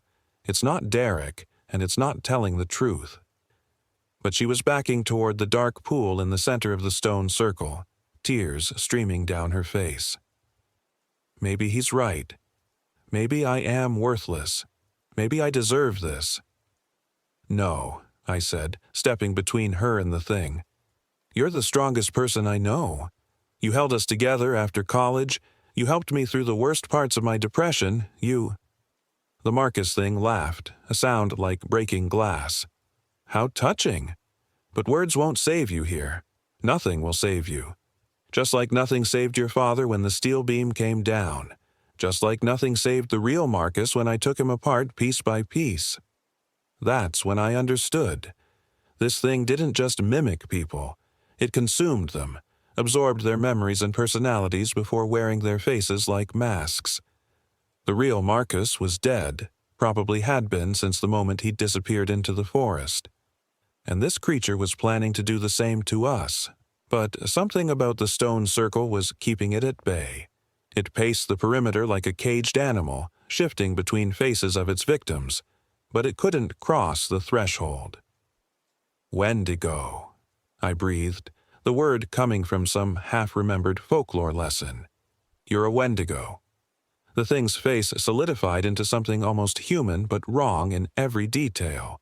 Eyes too large, mouth too wide, skin like pale bark. I am what these forests made me, it said. I am hunger given form, loneliness given teeth.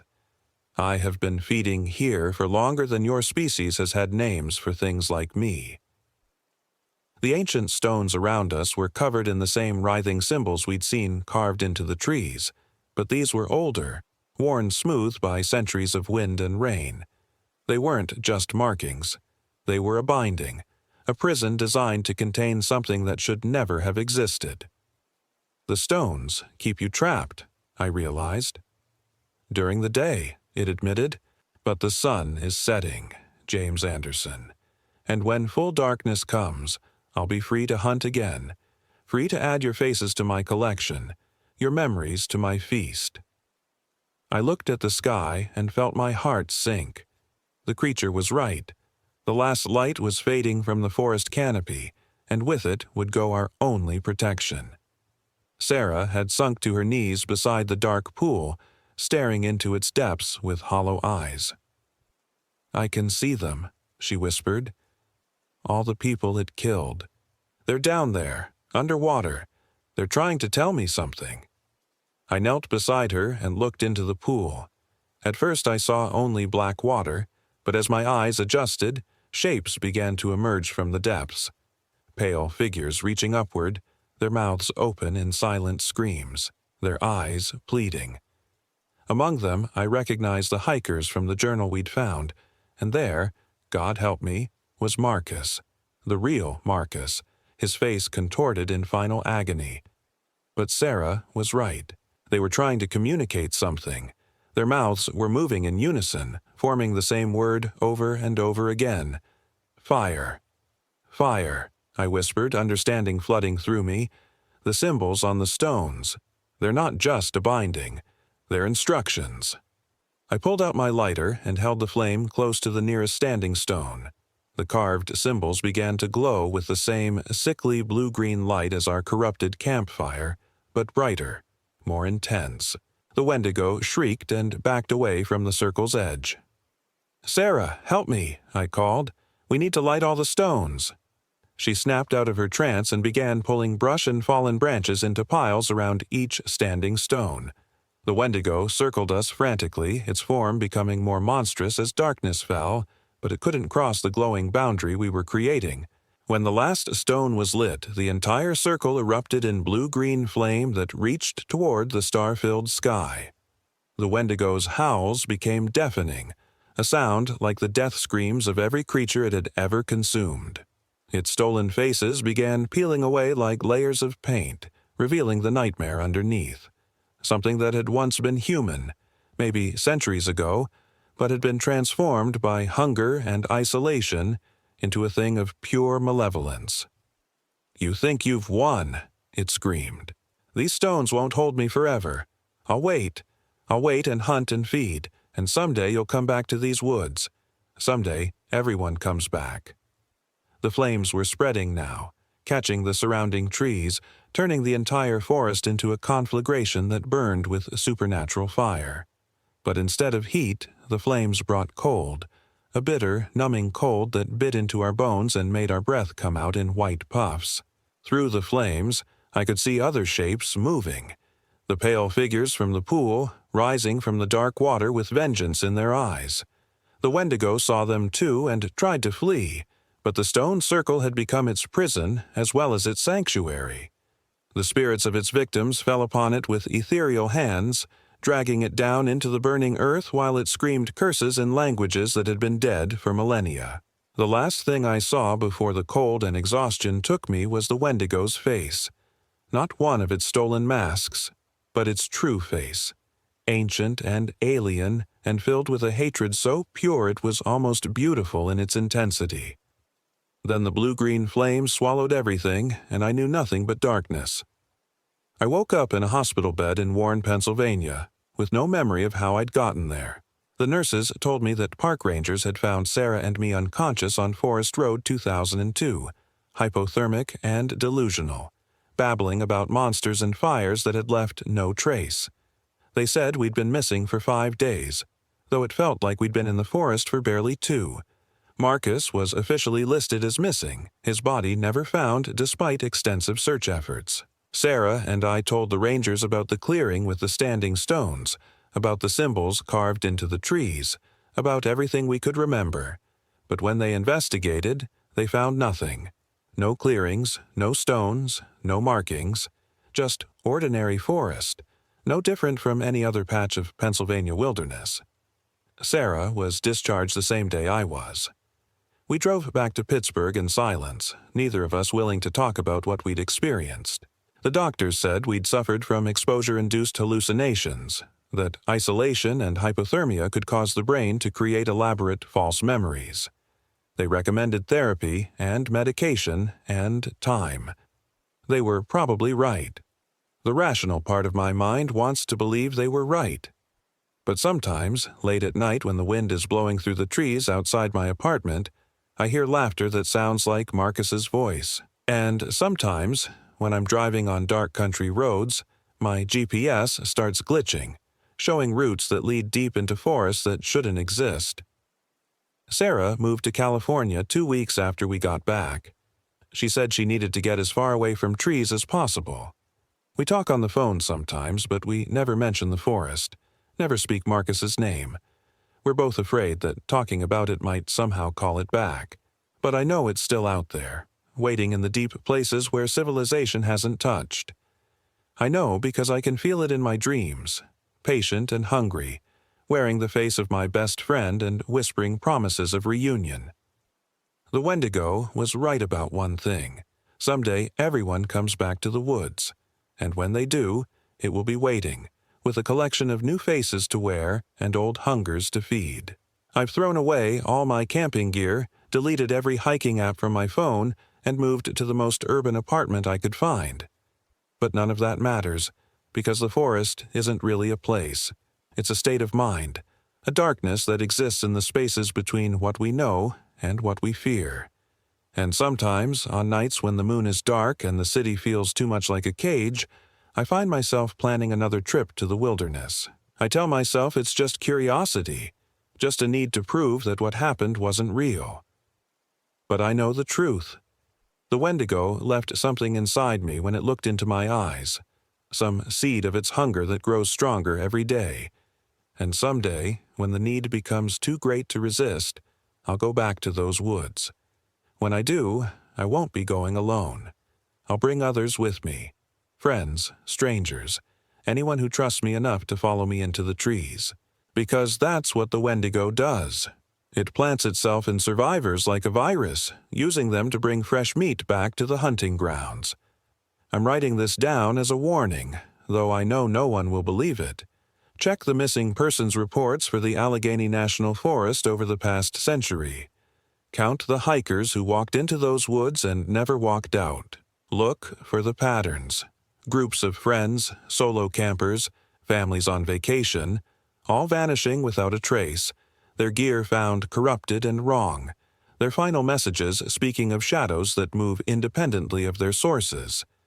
And if you ever find yourself lost in those woods, if you ever see a clearing with standing stones and a dark pool, if you ever meet someone who claims to know the way out but whose eyes don't reflect light properly, run, and don't look back, because the thing wearing your friend's face is not your friend anymore. The Wendigo is patient. It can wait years, decades, centuries for the right moment to strike, and it never forgets a face, never stops hunting, never stops feeding. I can feel it calling to me now, even as I write these words. The hunger is growing stronger, and the city's walls feel thinner every day. Soon, I'll have to answer that call, and when I do, I'll make sure to bring company. After all, nobody should have to face the darkness alone. My name is James Anderson, and I am 28 years old. In 3 days, I'm going back to the forest, and this time, I'm bringing friends.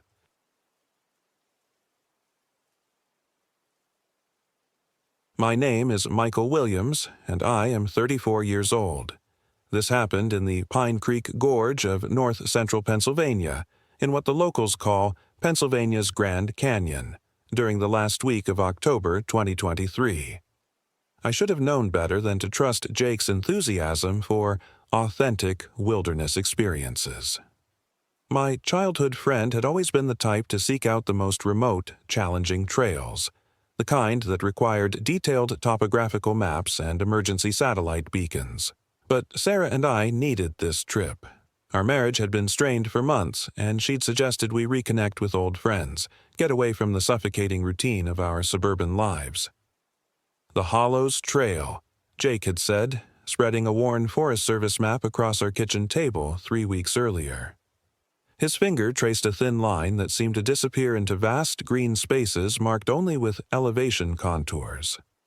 12 miles through old-growth forest, completely off the tourist radar, we'll have the whole wilderness to ourselves.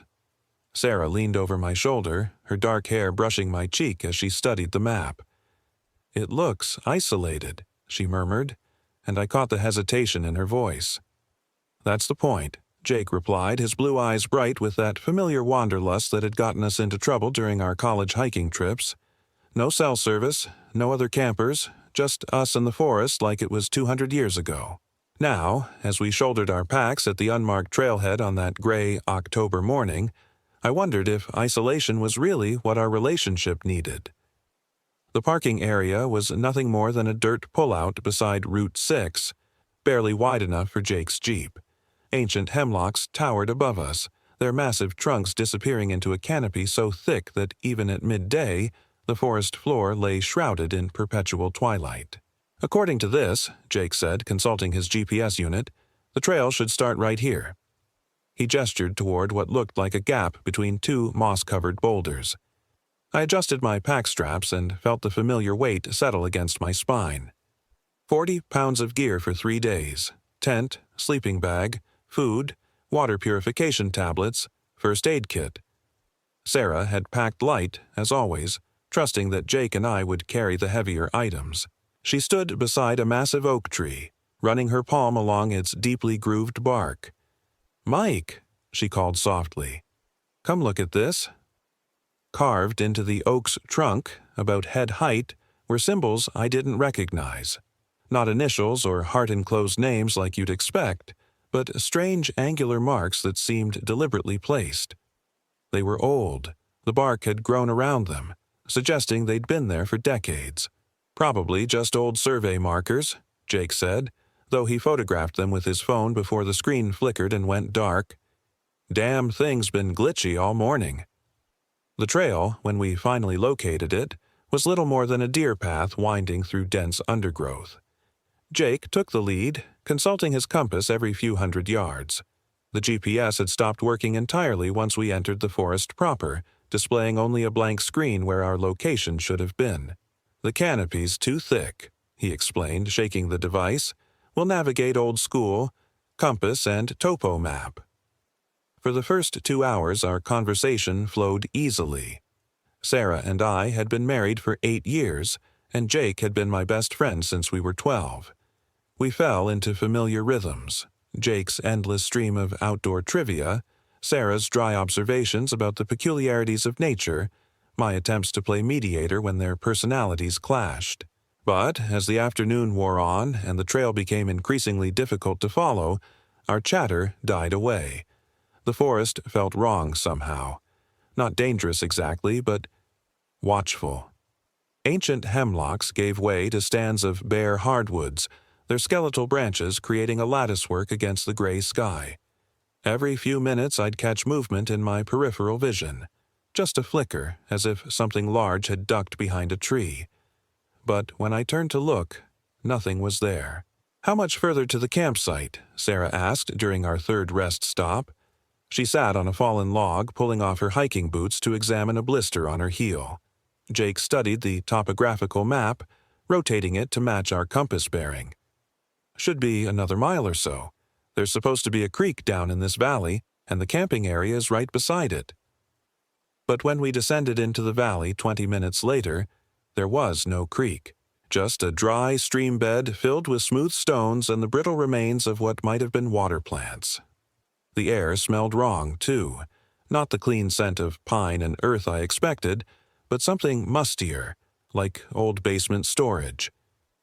Maybe it's seasonal, I suggested, though the map clearly marked it as a permanent water source.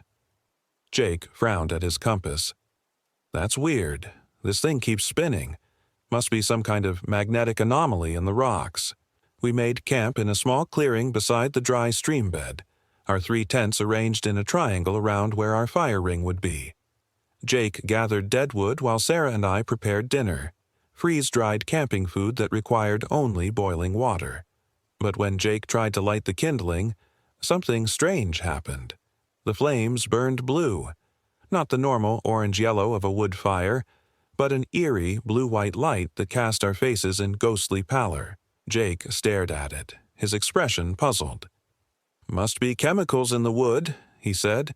"Sometimes treated lumber burns different colors." But this was dead wood, fallen branches that had been weathering in the forest for years, and the flames, while blue, gave off no heat. We huddled around the fire ring in our down jackets, our breath visible in the suddenly frigid air. "I don't like this," Sarah whispered, moving closer to me. "Something's not right about this place." I wrapped my arm around her shoulders, feeling her tension. "It's just the elevation change. The temperature drops fast in these mountain valleys after sunset." But even as I said it, I didn't believe it. The forest around us had gone completely silent. No night birds, no rustling of small animals, no wind in the trees. Just the unnatural blue flames dancing soundlessly in our fire ring. We ate our rehydrated meals in uncomfortable quiet, each lost in our own thoughts. Jake kept checking his equipment, GPS, compass, altimeter, but everything seemed to be malfunctioning. Sarah stayed close to me, her hand resting on my knee. "I keep feeling like something's watching us," she murmured. I felt it too, though I didn't want to admit it. That persistent sense of eyes in the darkness beyond our camp, patient and intelligent and utterly alien. We turned in early, exhaustion and unease driving us to our respective tents. Sarah and I shared a 2-person dome tent, our sleeping bags zipped together for warmth. But even with her body pressed against mine, I couldn't shake the chill that seemed to penetrate my bones. I woke sometime after midnight to the sound of crying. Not Sarah. She lay beside me, breathing deeply in sleep. This was a child's voice, high and lonely, drifting through the forest like mist. I lay motionless, listening, trying to convince myself it was just the wind or perhaps some nocturnal animal. But the sobbing continued, seeming to circle our camp, sometimes close enough that I expected to see a small figure outside our tent walls. "Mike?" Sarah's voice was barely a whisper. "Do you hear that?" "Yeah." "What is it?" I didn't answer. Instead, I unzipped the tent flap and peered into the darkness. Our blue fire had died to glowing embers that provided no illumination. Jake's tent, 20 feet away, was a dark hump against the trees. The crying seemed to be coming from the direction of the dry stream bed. "There's no one out there," I whispered, though my voice shook. "Just the wind."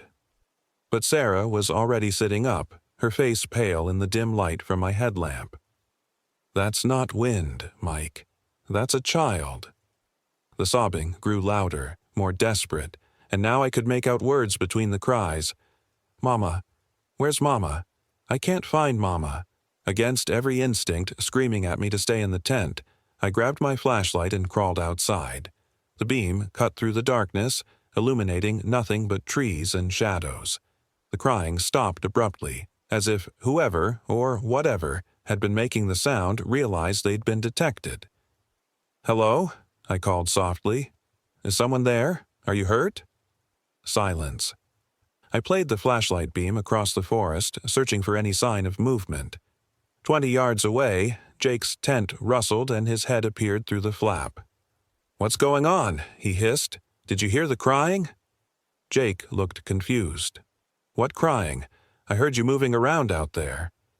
Sarah emerged from our tent, wrapping her sleeping bag around her shoulders like a shawl.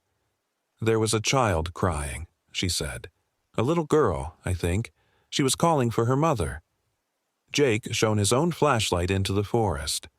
"I didn't hear anything. Are you sure it wasn't just an animal? Sometimes foxes can sound almost human." But I knew what I'd heard, and Sarah's wide eyes told me she'd heard it too.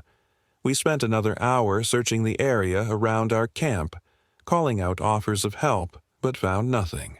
No tracks in the soft earth, no signs that anyone had passed through the forest. "We should break camp," Sarah said when we finally gave up the search. "Go back to the car." "In the middle of the night?" Jake shook his head. "We'd never find the trail in the dark, especially with all our equipment acting up. We'll leave first thing in the morning." But morning brought new problems. I woke to find our food supplies scattered around the campsite, not torn apart by animals, but carefully arranged in geometric patterns that made my skin crawl. Granola bars formed perfect triangles, and our water bottles had been lined up in rows.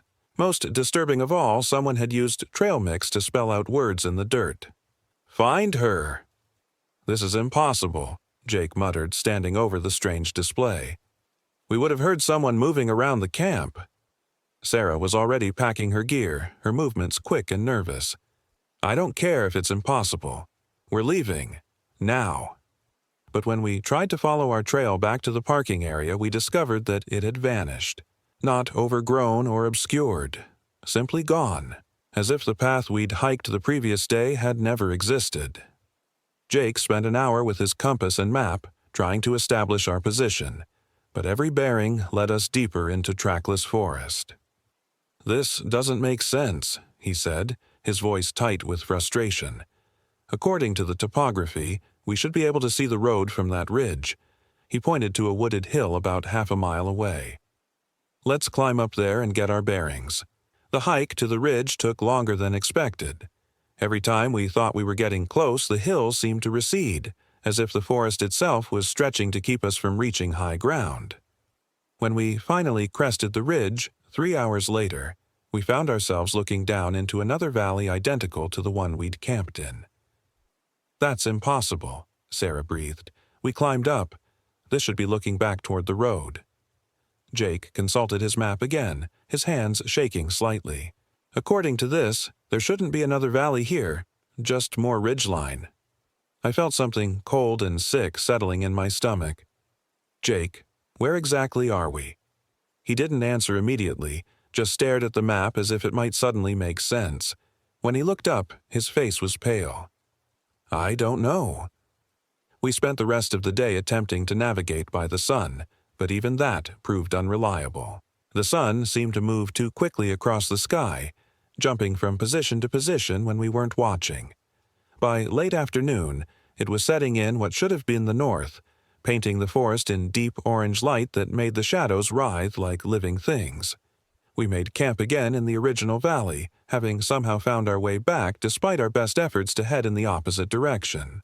This time, Jake built the fire with matches instead of his lighter, but the flames still burned that unnatural blue. "We're going in circles," Sarah said, her voice flat with despair. "This place won't let us leave."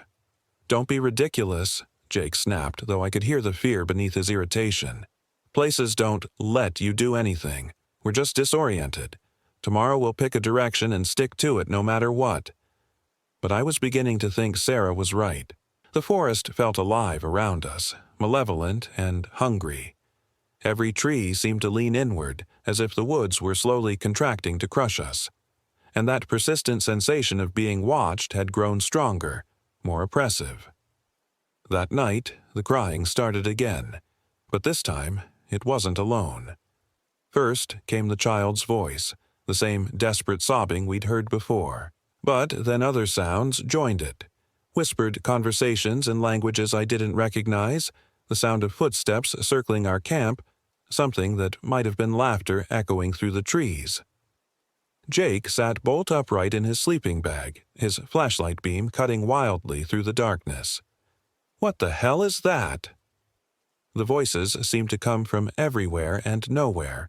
sometimes close enough that I could feel breath on my neck, sometimes distant as dreams. Sarah pressed against me, her whole body trembling. "They're not human," she whispered. "Listen to them, Mike. Those aren't human voices." She was right. Beneath the crying and whispering was something else, a quality that no human throat could produce.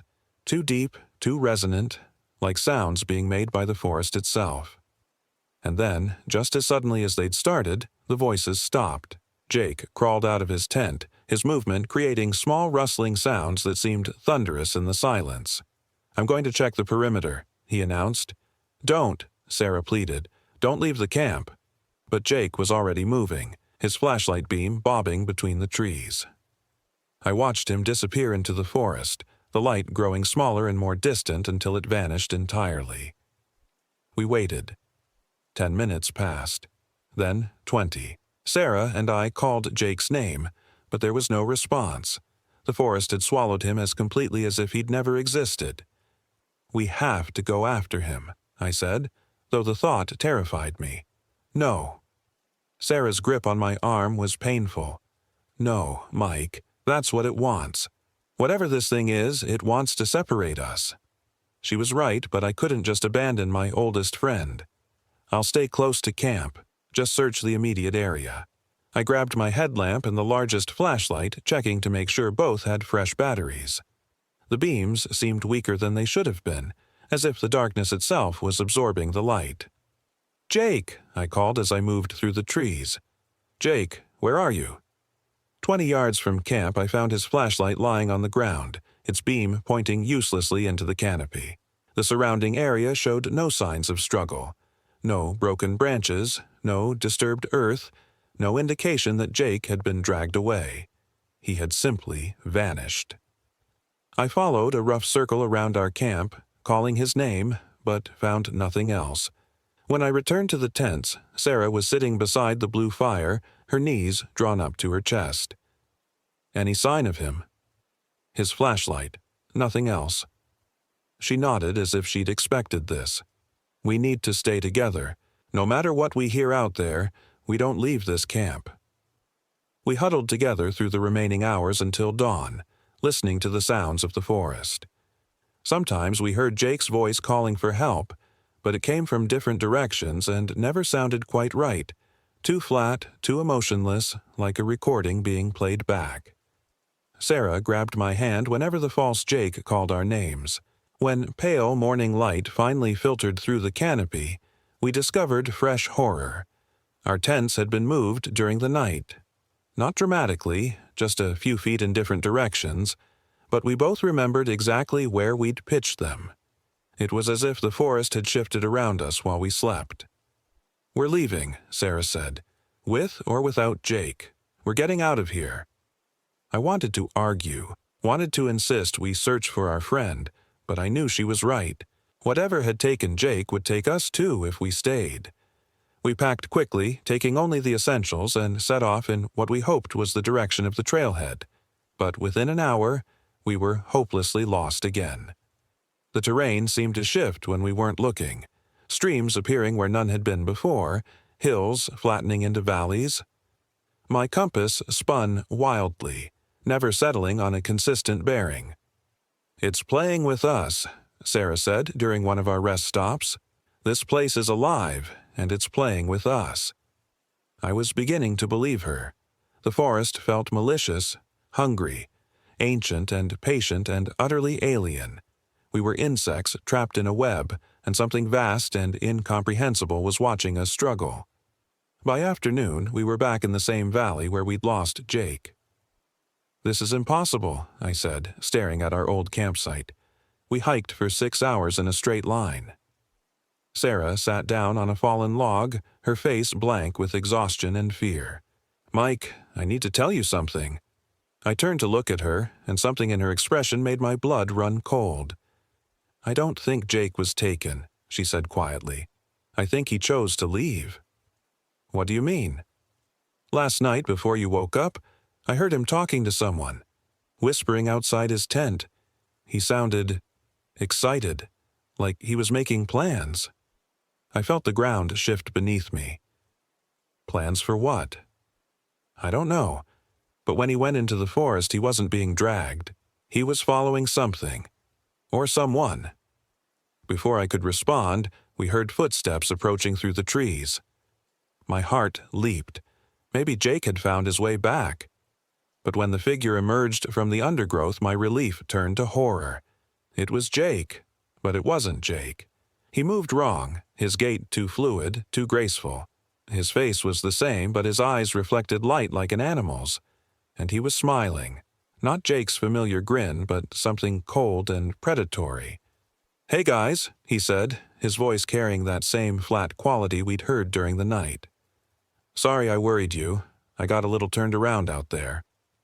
Sarah's hand found mine, her grip desperate. "Where were you?" she asked. "Exploring.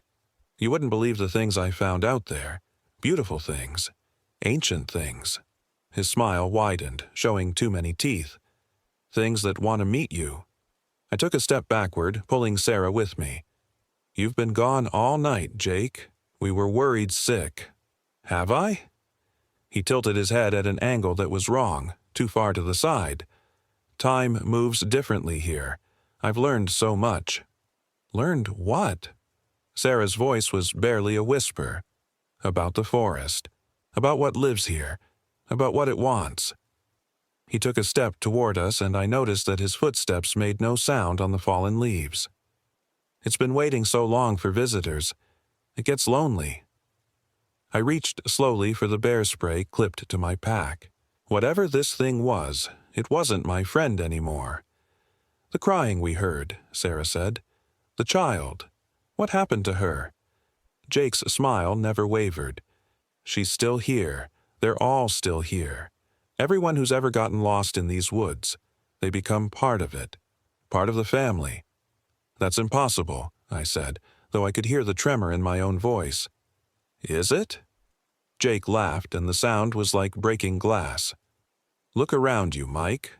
You've been trying to leave for 2 days. How's that working out?" He was right, and we all knew it. The forest had trapped us as surely as if we were locked in a cage. "But I have good news," Jake continued. "You don't have to be afraid anymore. You don't have to fight it. Just let go. Let the forest take you. It's beautiful here, once you stop resisting." Sarah's grip on my hand tightened. "What did they do to you, Jake?" "They showed me the truth, about what this place really is, about what's been hiding in these mountains for thousands of years." His eyes, when they met mine, were completely black. "They're not from here, Mike. They're older than the trees, older than the stones. They've been waiting." "Waiting for what?" "For the right people, people who won't be missed, people who came here looking for isolation." His smile grew impossibly wide. "People like us." I pulled the bear spray from my pack, holding it behind my back. "Jake, listen to me. Whatever's happening to you, we can fight it. We can get you help." "Help?" He laughed again. "Mike, I've never felt better. Never felt more complete. And soon you will too." He took another step forward, and now I could see that his skin had a grayish pallor like old meat. When he breathed, I caught a whiff of something rotten, something that had been buried too long in wet earth. "The child we heard crying," Sarah said suddenly. "Show her to us." Jake's expression flickered just for a moment. "She's shy, but you'll meet her soon enough. You'll meet all of them." "Show her to us now," Sarah insisted, her voice growing stronger. "If you're telling the truth, if this place is so wonderful, show us the little girl." For the first time since he'd appeared, Jake's smile faltered. "She's not ready. Not yet." "Because she doesn't exist," Sarah said. "Because you're lying. Or because what you're calling Jake isn't really Jake anymore," I added, raising the bear spray. "And whatever you are, you're not very good at pretending to be human." The thing that looked like Jake tilted its head again, this time rotating at a full 90 degrees. "Clever. But it doesn't matter what you call me. You can't leave. And eventually you'll get tired. You'll get hungry. You'll make a mistake." "Maybe," I said. "But we won't make it easy for you." It laughed, and this time the sound came from the trees around us, dozens of voices echoing through the forest. Easy? Oh, Mike, easy was never the point. The hunt is what makes it fun. And then it was gone, vanishing between one blink and the next, leaving Sarah and me alone in the clearing. We stood in silence for several minutes, listening to the forest around us. Eventually, Sarah spoke. "That wasn't Jake." "No," I agreed. "It wasn't." "Then what was it?" I didn't have an answer. But as the afternoon light began to fade, I heard something that made my blood run cold. Children's laughter echoing through the trees. Not one child, but many. Dozens of young voices playing games in the deepening shadows.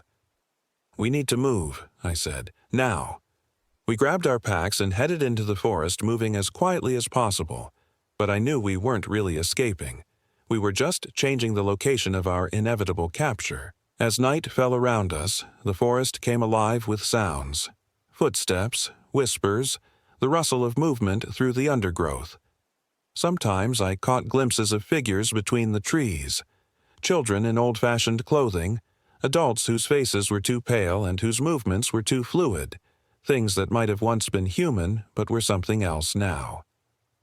"How many people do you think have gotten lost here?" Sarah whispered as we huddled together beneath a massive oak tree. "Too many," I replied. The voices grew closer, surrounding us in the darkness. I could make out words now, invitations to come and play, promises that we'd never be hungry or cold or lonely again. The temptation was almost overwhelming. Part of me wanted to give in, to stop fighting and let the forest take us. But Sarah's hand in mine kept me anchored to reality. "Whatever happens," she said, "we don't split up. We don't listen to their promises. And we don't let them make us like Jake." I squeezed her hand. "I love you." "I love you too." The voices grew louder, closer. Shadows moved between the trees, taking shape and dissolving again. And somewhere in the distance I could hear Jake calling our names, his voice carrying that flat, emotionless quality that meant he was no longer human. Dawn found us exhausted and still lost, but alive. The voices had retreated with the darkness, though I could still feel eyes watching us from the shadows. We'd managed to avoid capture for another night, but I knew our luck wouldn't hold much longer. "Look," Sarah said, pointing through the trees. In the distance, barely visible through the morning mist, was a structure. Not a natural formation, but something built by human hands, a cabin or maybe an old ranger station. "Shelter," I said. "Maybe communications equipment." We approached carefully, watching for signs of movement. The building was old, constructed of weathered logs that had gone gray with age. Moss covered the roof, and vines had grown up the walls, but the structure seemed sound. The door hung open, creaking in the slight breeze. "I don't like it," Sarah said. "It feels like a trap." She was probably right, but we were running out of options. Our water was almost gone, and we had maybe a day's worth of food left. If there was any chance of finding help, we had to take it. The interior of the cabin was a single room with a stone fireplace at one end and a few pieces of crude furniture scattered around. But what caught my attention were the walls. They were covered with photographs, hundreds of them, spanning decades, all showing the same thing: people in hiking gear, camping equipment, families on vacation, people who had gotten lost in these woods. "Oh, God," Sarah breathed. I moved closer to examine the photographs. Some were old black and white images that looked like they dated from the 1940s or 50s. Others were more recent color prints. A few looked like they'd been taken with digital cameras. In the corner of each photograph, written in the same neat handwriting, was a date and the words, "Joined the family." "We need to leave," Sarah said. "Now." But before we could move, the door slammed shut behind us. We spun around to see Jake standing in the doorway, his impossible smile stretching across his face. "Welcome to my home," he said. "I've been preparing this place for you." I noticed he cast no shadow, despite the morning light streaming through the windows.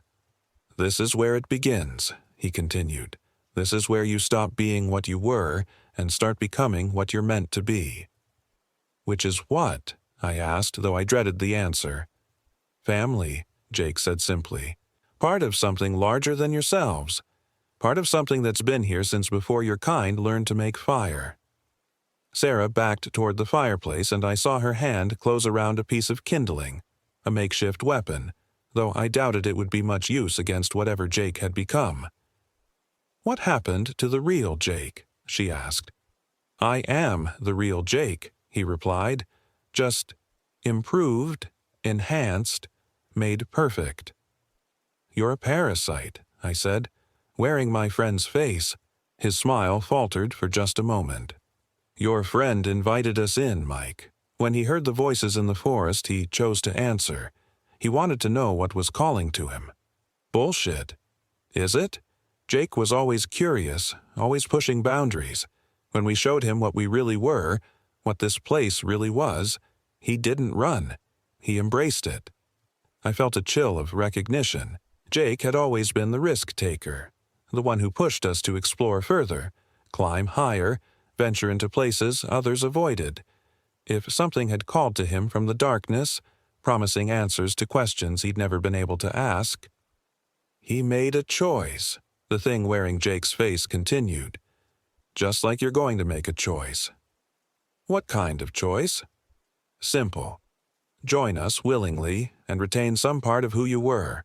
Fight us and become nothing more than meat for the forest floor." Sarah stepped forward, the piece of kindling raised like a club. "There's a third option. We kill you and get out of here." Jake laughed, and the sound came from everywhere: the walls, the ceiling, the floor beneath our feet. "Kill me?" "Sweet Sarah, I'm already dead. We're all dead here. Death is just the beginning." The photographs on the walls began to move, the people in them turning to look at us with eyes that reflected light like mirrors. Some of them smiled. Others wept. All of them looked hungry. "You see," Jake said, "you're already part of the family. You just don't know it yet." That's when I noticed our reflections in the cabin's windows. They were wrong, pale and distorted, as if we were seeing ourselves through water. And our eyes. Our eyes were beginning to reflect light just like the others. "It's already started," Jake said, following my gaze. "The transformation. The forest has been changing you since the moment you arrived. Fighting it only makes it more painful." I felt something cold and terrible spreading through my chest, a numbing sensation that seemed to eat at my memories, my sense of self. Sarah grabbed my hand, and I could feel the same coldness in her touch. "Mike," she whispered, "I'm scared." "I know," I said. "Me too." But even as I spoke, part of me wondered why I was afraid. The coldness was strangely pleasant, like sinking into a warm bath. It promised an end to struggle, an end to uncertainty. All I had to do was let go. "That's it," Jake encouraged. "Stop fighting. Let us help you." I looked at Sarah and saw my own internal battle reflected in her eyes. The temptation to give in was almost overwhelming, to become part of something larger, something ancient and powerful, to never be alone again. "No," Sarah said suddenly, her voice sharp with effort. "No, this isn't real. This isn't right."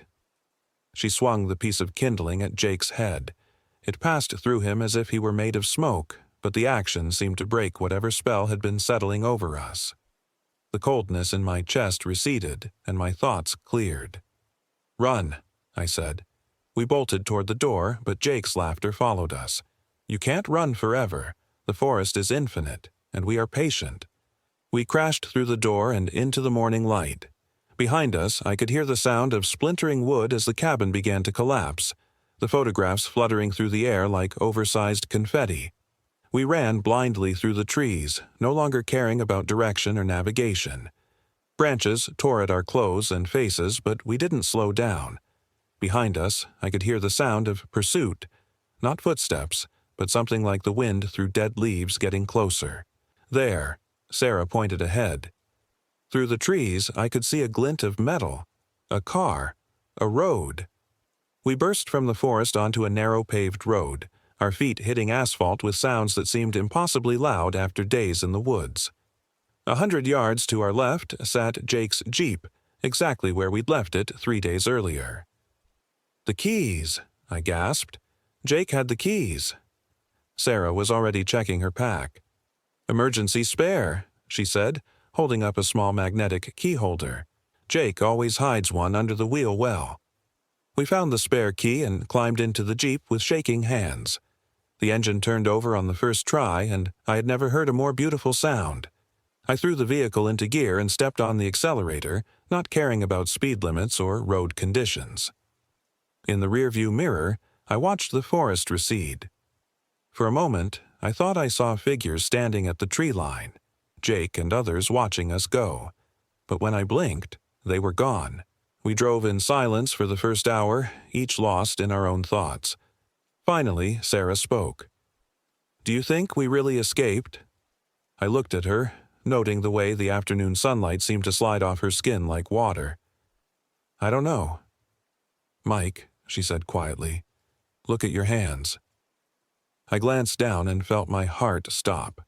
My hands, wrapped around the steering wheel, were pale and waxy like the hands of a corpse, and when I caught sight of my eyes in the rearview mirror, they reflected the light like an animal's. "We didn't escape," Sarah whispered. "We brought it with us." I pulled over to the side of the road and turned to look at her. She was still beautiful, still the woman I loved, but something fundamental had changed. Her skin had that same grayish pallor I'd seen on Jake, and when she smiled, I counted too many teeth. "What do we do now?" I asked. She leaned over and kissed me, her lips cold against mine. "We go home," she said. "We go back to our normal lives, and we wait." "Wait for what?" "For others to come camping, for other couples looking to reconnect with nature." Her smile was Jake's smile now, too wide and too hungry. "For new additions to the family." I started the engine again and pulled back onto the road. In the distance, I could see the lights of a small town, people living their quiet lives, unaware of what was coming for them. I tried to feel horror at what we'd become, but I found I couldn't. The transformation was complete now, and it brought with it a sense of purpose I'd never experienced as a human. We had work to do, people to find, a family to build. Behind us, the forest waited patiently for our return, and in the town ahead, someone was probably planning their next camping trip, looking for an adventure in the wilderness, seeking the isolation that only Pennsylvania's vast forests could provide. They would find us instead, or perhaps we would find them.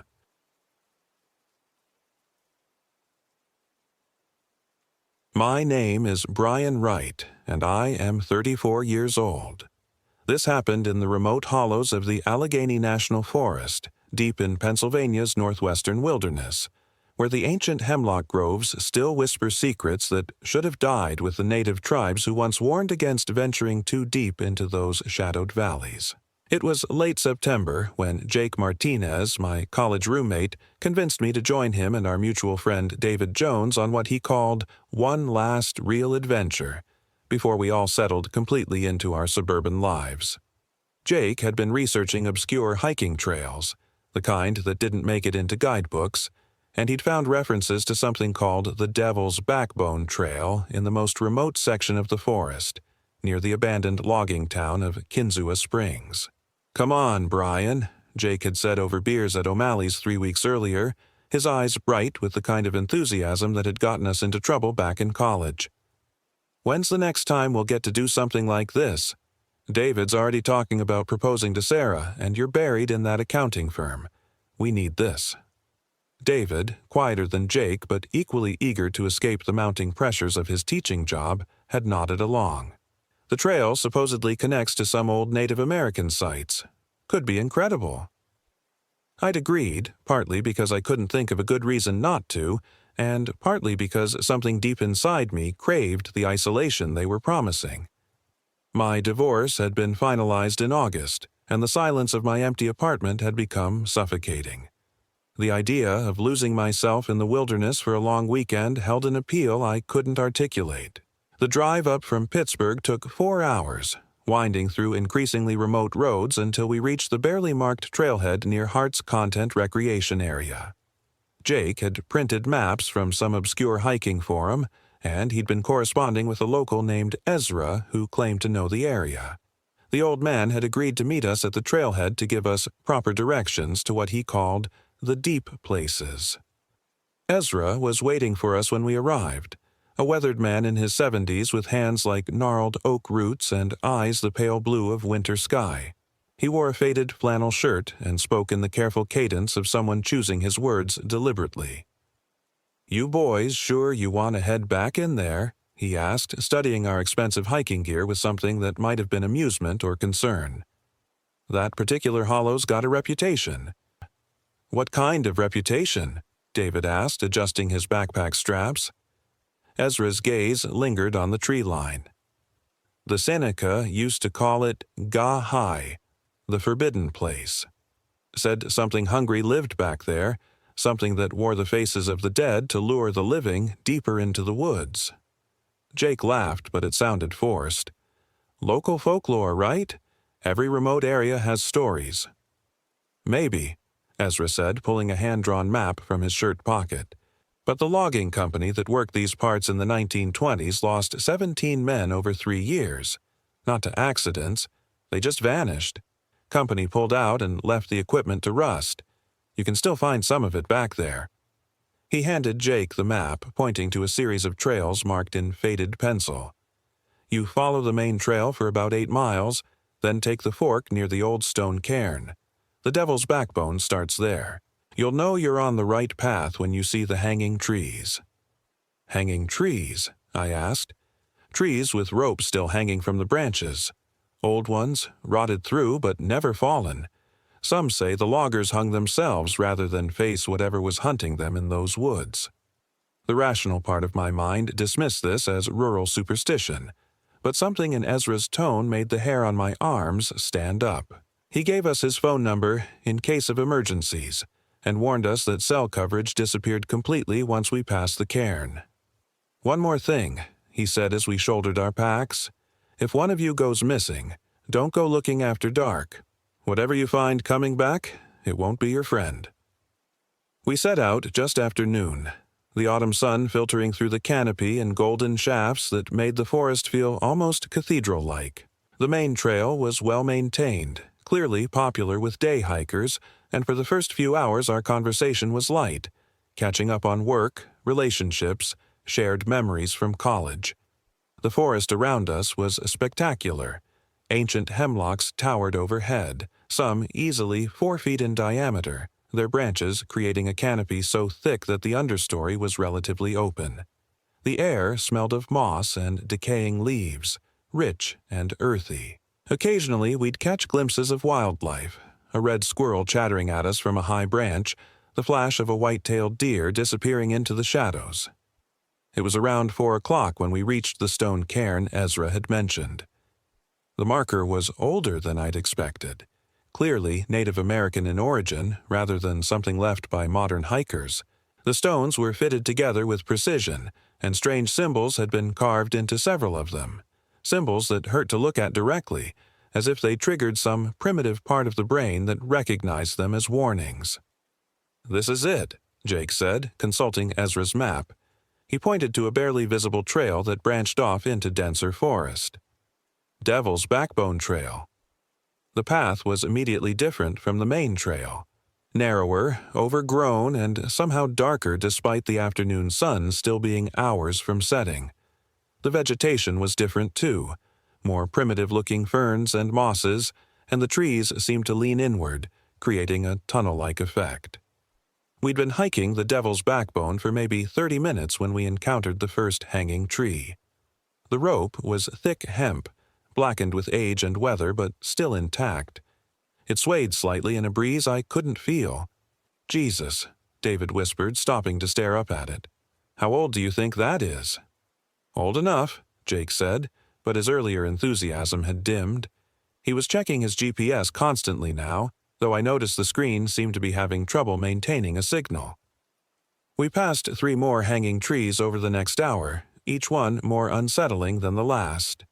The fourth rope had what looked like scraps of clothing still attached, and the fifth rope wasn't empty. Something was hanging from it, but it was too high and too decomposed to identify clearly. It swayed in that same unfelt breeze, and as we passed underneath, I could have sworn I heard it whisper my name. "Did you guys hear that?" I asked, but both Jake and David were already moving past, eager to put distance between themselves and the hanging thing. The light was beginning to fade when we reached what our map indicated was the first potential campsite, a small clearing beside a stream that ran clear and cold over moss-covered rocks. It should have been perfect, but something felt wrong about the place. The silence was too complete. No birds, no insects, no rustling of small animals in the underbrush. "This'll do," Jake said, dropping his pack with obvious relief. "We can set up camp and get an early start tomorrow." As we worked to establish our camp, small things began to go wrong. David's tent stakes kept pulling out of the ground, even though the soil seemed firm. Jake's camp stove refused to light despite having a full fuel canister. My sleeping bag, which I'd rolled carefully that morning, was somehow damp when I pulled it from my pack. "Maybe we should try to make a fire the old-fashioned way," David suggested after Jake's third attempt to light the stove had failed. We gathered dead wood from the edges of the clearing and arranged it in the stone fire ring someone had built at the site's center. Jake had brought waterproof matches, and the kindling caught easily enough, but when the flames reached the larger logs, something strange happened. The fire turned blue. Not the normal blue you might see at the base of flames, but a deep, electric blue that seemed to pulse with its own rhythm. The light it cast made our faces look corpse-pale and threw shadows that moved independently of our movements. "That's not normal," David said, stating the obvious. Jake was kneeling beside the fire ring, adding more wood. "Probably some kind of mineral in the wood. Copper, maybe. I've seen it before." But I could tell he was lying. In the blue light, his face looked strained, almost frightened, and the flames weren't giving off heat the way they should have. Despite the size of the fire, the clearing remained cold. We ate a dinner of cold sandwiches and trail mix, none of us willing to cook over the unnatural flames. As full darkness settled over the forest, the blue fire became our only source of light, and the shadows it cast seemed to writhe and dance with malevolent purpose. It was Jake who first noticed that his pack was missing. "I left it right here," he said, pointing to a spot near his tent. "I know I did. I put it here when we were setting up camp." We searched the entire clearing with our flashlights, but the pack was nowhere to be found. It had simply vanished, along with most of Jake's food and his spare clothing. "Maybe an animal dragged it off," David suggested, but his voice lacked conviction. "What kind of animal could carry a 40-pound pack without making any noise?" Jake demanded. "And why didn't it take any of our other gear?" I was examining the ground where Jake's pack had been when I noticed something that made my stomach clench. The earth was disturbed, but not in the way it would be if an animal had dragged something away. Instead, there were handprints pressed into the soft soil, human handprints, but wrong, somehow. The fingers were too long, the thumbs bent at an impossible angle. "Guys," I called, my voice barely above a whisper, "you need to see this." They gathered around my flashlight beam, and I heard David's sharp intake of breath when he saw the prints. "Those aren't human," he said. "They're close enough," Jake replied, and there was something in his tone that made me look at him sharply. In the blue light from our fire, his face looked different, gaunt, with shadows pooled in his eye sockets like dark water. We decided to take turns on watch, 2 hours each. David volunteered for the first shift, and Jake and I retreated to our tents. But sleep wouldn't come. The blue fire continued to burn without consuming wood, casting its cold light against the fabric of my tent. And there were sounds in the forest around us, not the normal sounds of nocturnal animals, but something else. Footsteps that circled our camp, always just at the edge of hearing. Breathing that seemed to come from directly outside my tent wall. Once, I could have sworn I heard my ex-wife calling my name from somewhere in the darkness. David woke me from my watch at 2 a.m., and his face was pale with exhaustion. "Anything happen?" I asked. He shook his head too quickly. "Nothing, just watch the tree line." I kept seeing movement, but every time I looked directly there was nothing there. I spent my 2 hours in a state of hypervigilance. Every shadow a potential threat, every sound a reason to grip my hunting knife tighter. The blue flames never wavered, never consumed the wood, and in their light the forest around our clearing looked diseased. The trees twisted into unnatural shapes, the undergrowth withered and black. It was during Jake's watch that David disappeared. I woke to Jake shaking me roughly, his eyes wild with panic. "Brian, wake up! David's gone!" I stumbled from my tent to find David's sleeping bag empty, the zipper pulled down from the inside. His boots were missing, but his flashlight and jacket were still in his tent. "When did you last see him?" I asked. "He was in his tent when I started my watch," Jake said. "I've been checking on both of you every 15 minutes. He was there at 3:30, gone at 3:45. We called David's name into the darkness, our voices echoing strangely in the hollow. There was no response, but after a few minutes we heard something that made us both freeze. Laughter. David's laughter, coming from somewhere deep in the forest. "David!" Jake shouted. "Where are you?" The laughter continued, but it was moving, circling us at a distance we couldn't judge. Sometimes it seemed to come from the canopy overhead, sometimes from the ground beneath our feet.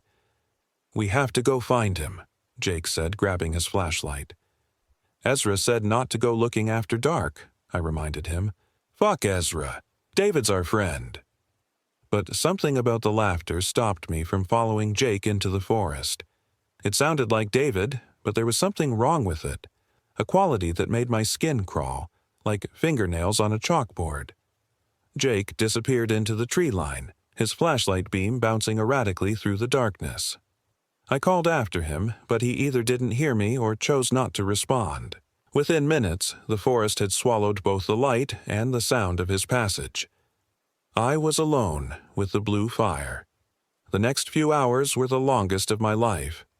I sat with my back against a tree, knife in one hand, flashlight in the other, listening to the sounds that emerged from the darkness around me.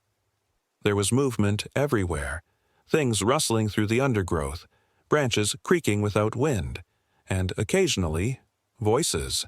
David's voice, calling for help from a dozen different directions. Jake's voice, telling me he'd found David and they were coming back.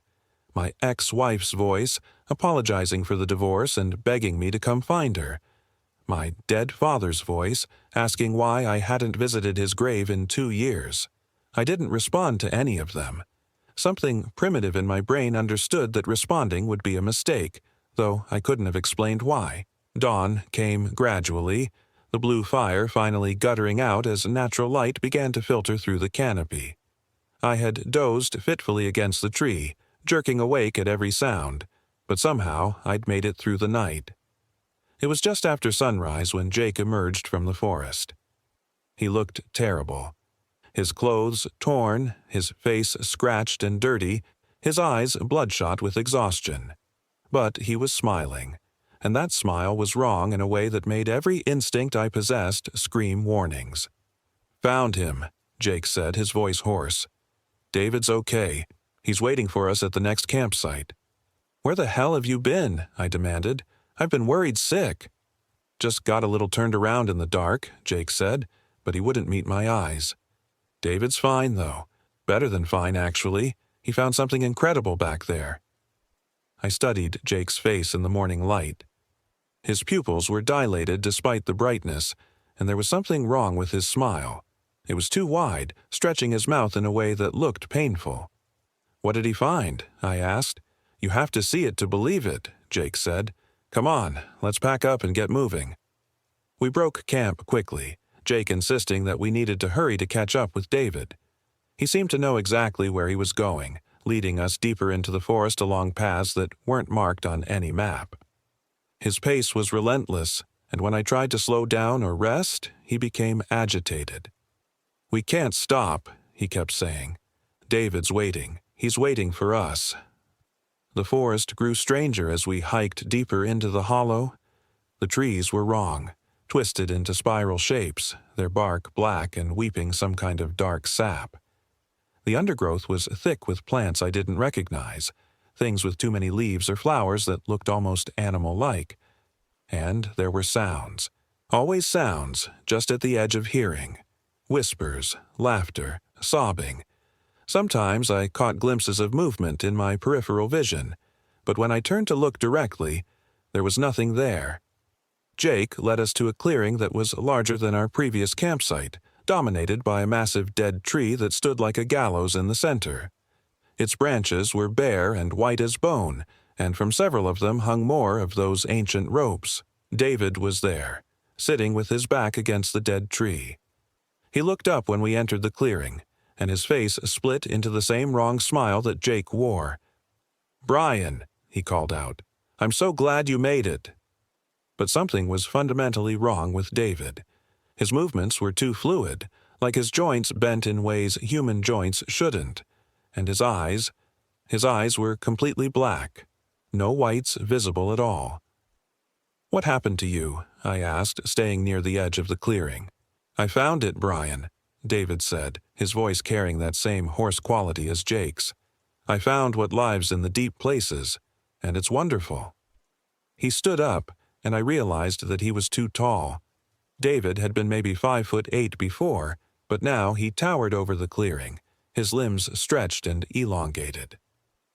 "It wants to meet you," David continued. "It's been waiting so long for someone new." I looked back at Jake and saw that he was changing too. His face was stretching, his jaw unhinging like a snake's. When he smiled, I could see rows of needle-sharp teeth. "Don't be afraid, Brian," Jake said in a voice that was no longer his. "It doesn't hurt. After the first few minutes, it doesn't hurt at all." I ran. I crashed through the underbrush, branches tearing at my clothes and skin, my heart hammering against my ribs. Behind me, I could hear them following. Not running, but moving with an unnatural, predatory grace that covered ground faster than any human could manage. The forest seemed to actively oppose my escape. Roots reached up to trip me, branches whipped across my face, and the ground itself seemed to shift beneath my feet. More than once I found myself running in circles, passing the same landmarks multiple times despite my certainty that I was moving in a straight line. I don't know how long I ran. Hours, maybe. The sun overhead seemed frozen in place, and my watch had stopped working sometime during the night. But eventually, exhaustion forced me to take shelter in a hollow beneath the roots of a massive hemlock. That's when I heard them talking. Jake and David, or the things that had been Jake and David, were somewhere nearby, their voices carrying clearly in the still air. "He won't get far," Jake was saying. "The hollow doesn't let people leave once they've seen." "Maybe we should just take him now," David replied. "I'm getting hungry." "No, it wants him to choose. It likes it better when they choose." I pressed myself deeper into the root hollow, trying to make myself invisible. Above me, I could hear them moving through the forest, their footsteps making no sound but somehow still audible, like pressure changes in the air. "Brian," Jake called out in a sing-song voice, come out. We found something amazing. Don't you want to see?" "It's beautiful here, Brian," David added. "No more divorce papers, no more empty apartments, no more pretending to be something you're not." Their voices were getting closer. I could smell them now. A sick, sweet odor like rotting fruit. "We know you're here, Brian," Jake said, and his voice was right above me. "We can smell your fear. It's delicious." I held my breath, praying they would move on. After what felt like an eternity, their voices faded into the distance. But I didn't dare move. Something told me they were still close, still hunting. It was nearly dark when I finally worked up the courage to leave my hiding place.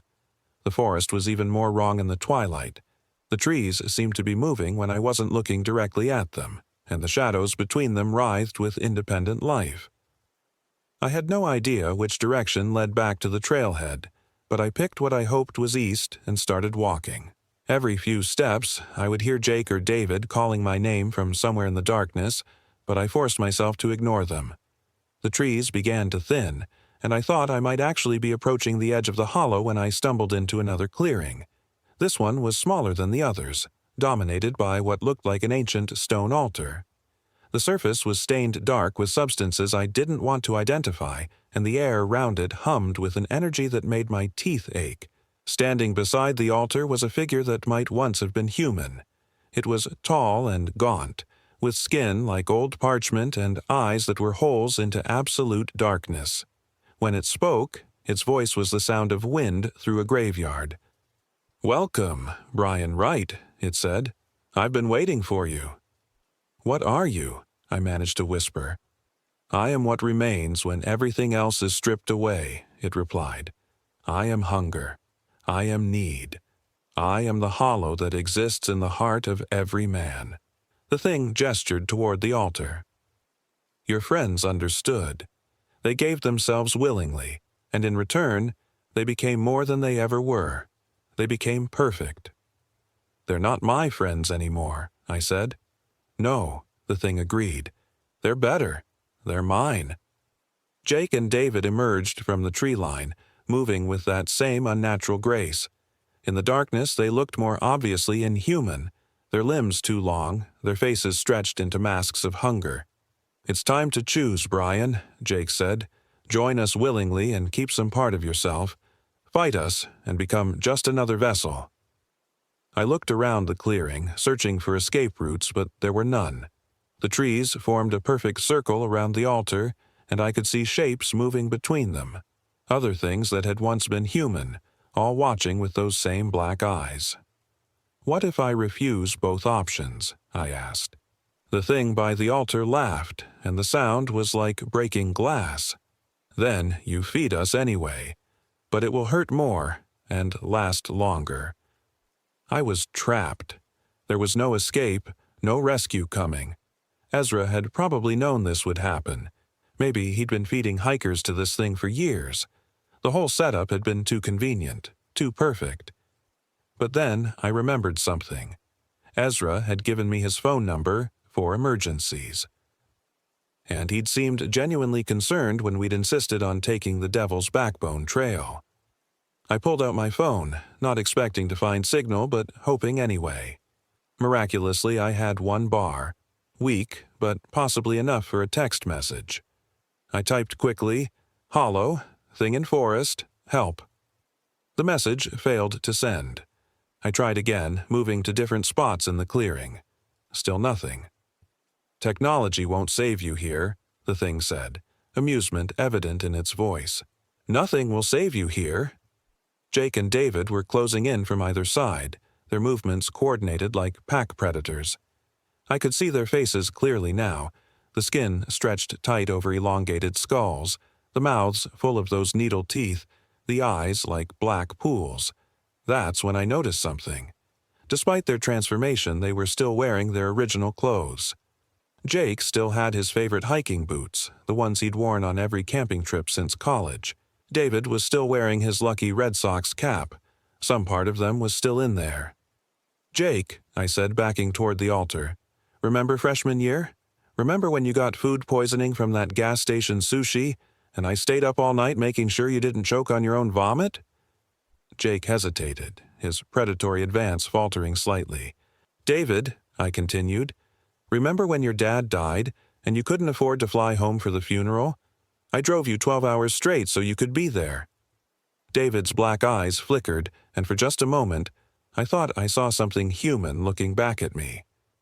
"They remember," the thing said, its voice filled with cold amusement. "But memories are just food now. Every good moment you shared with them just makes them hungrier for what you represent." Jake lunged at me, moving with inhuman speed. I dodged to the side, and he crashed into the stone altar. Black blood sprayed from the impact, but he was up again immediately, snarling. I ran again, crashing through the circle of trees and back into the forest. But this time felt different. The woods didn't seem to be actively fighting me anymore, and I could hear something behind me that sounded like pursuit, but also like arguing? The thing was angry. I could hear its voice echoing through the hollow, no longer amused, but filled with rage.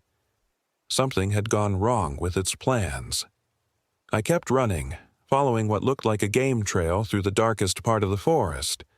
My lungs burned, my legs felt like rubber, but I didn't dare stop. Behind me, the sounds of pursuit were getting closer.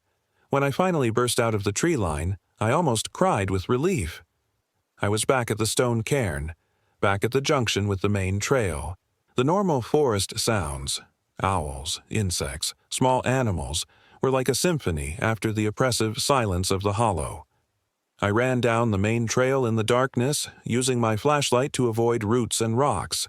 Every shadow could hide Jake or David or the thing itself, but I didn't encounter anything worse than a startled deer. It took me 4 hours to reach the trailhead. Ezra was there, waiting beside an old pickup truck, smoking a cigarette like he'd been expecting me. "Where are the others?" he asked, though his tone suggested he already knew. "Gone," I said. "Changed. There's something in there. Something that—" "I know what's in there," Ezra said quietly.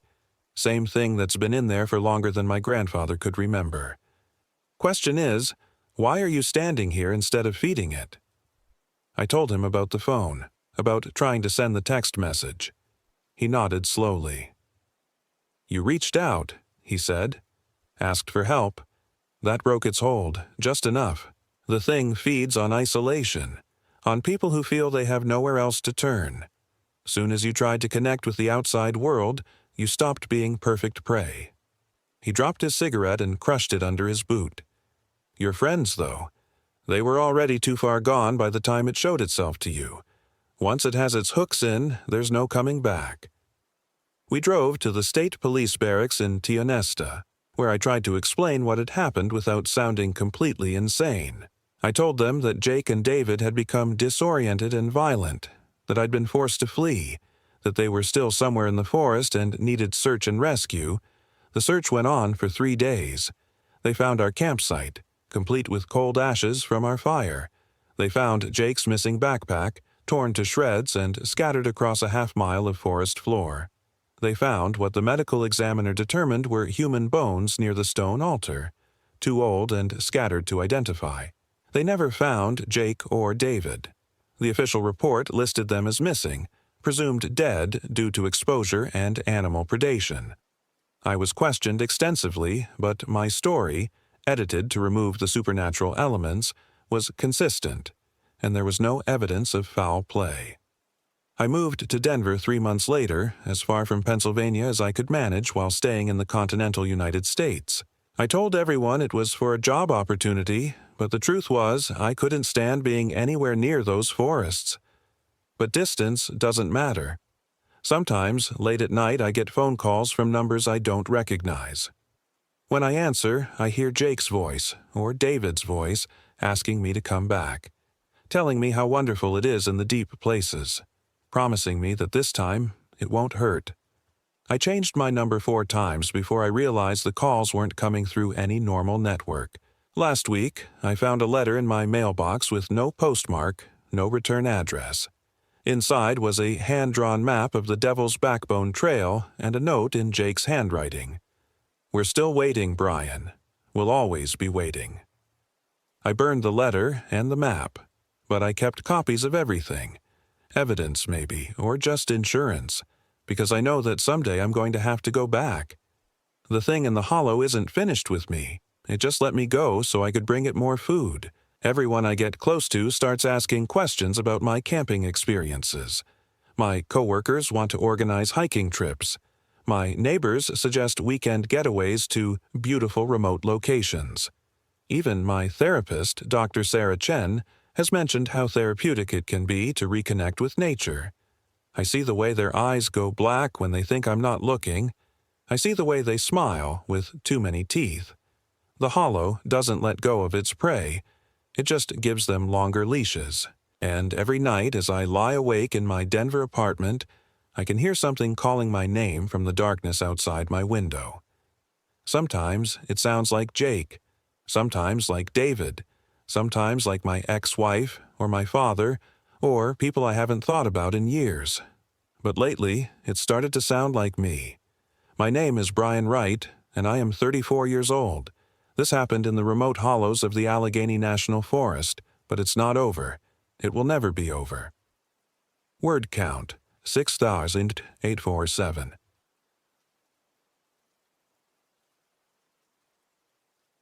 My name is Michael Williams, and I am 26 years old. This happened in the autumn of 2024, deep in the Allegheny National Forest of Pennsylvania, where the ancient trees grow so thick that even midday feels like dusk, and where something waits in the spaces between the shadows. I should have known better than to trust David's shortcut. My best friend since college had always been the adventurous type, the kind of guy who'd rather bushwhack through unmarked wilderness than stick to established trails. But Jennifer, my younger sister, had been going through a rough breakup, and I thought a weekend camping trip might help clear her head. 3 days in the Pennsylvania wilderness, just the three of us, like old times. We'd driven up from Pittsburgh on a Friday morning in October, the leaves just beginning their spectacular death dance of red and gold. The plan was simple. Park at the Kinzua Dam, hike 12 miles north into the heart of the forest, set up camp near Pine Creek, then loop back on Sunday. David had done this route before, or so he claimed. He'd downloaded some new GPS app that supposedly worked even without cell service, and he'd been bragging about it for weeks. "Trust me, Mike," he'd said as we shouldered our packs at the trailhead. "This is going to be epic. Jennifer's going to love it." Jennifer had smiled, the first genuine smile I'd seen from her in weeks.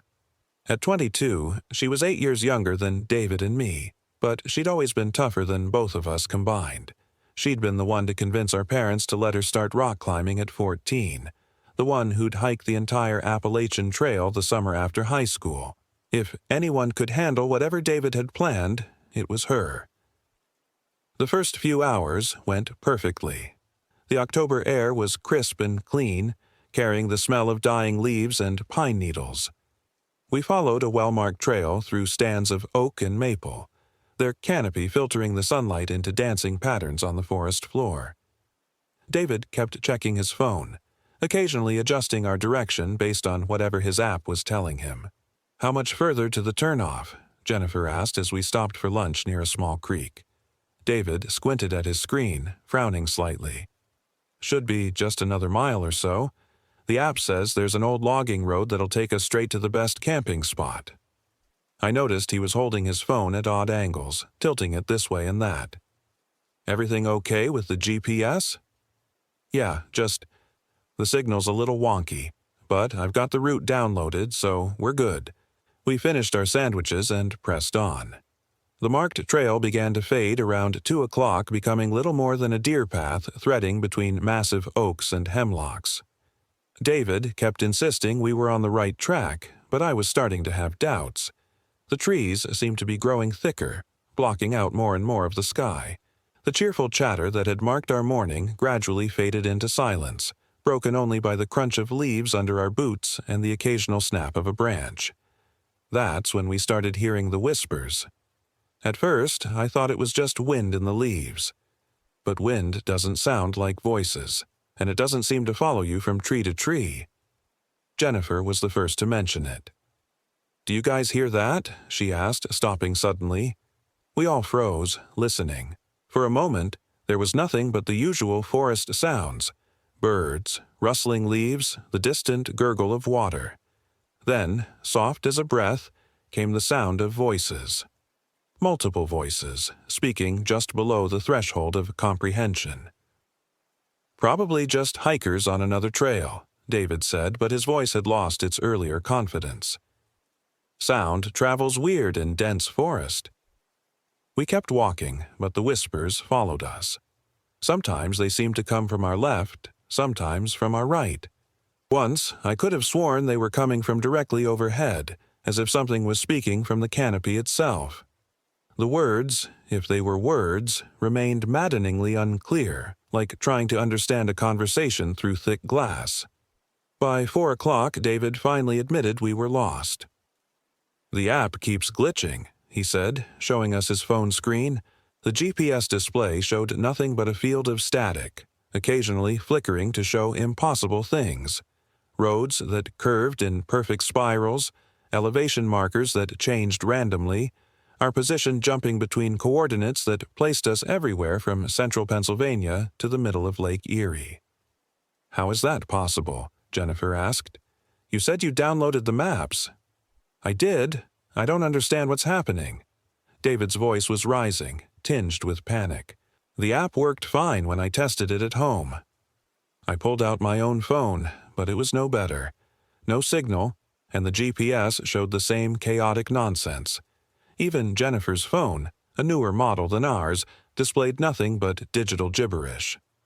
"Okay," I said, trying to keep my voice calm. "Let's not panic. We're not that far from the main trail. Worst case, we backtrack."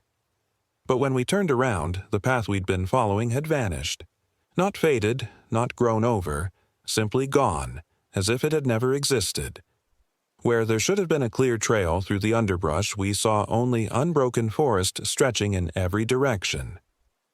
"That's impossible," Jennifer whispered. "We just came through here."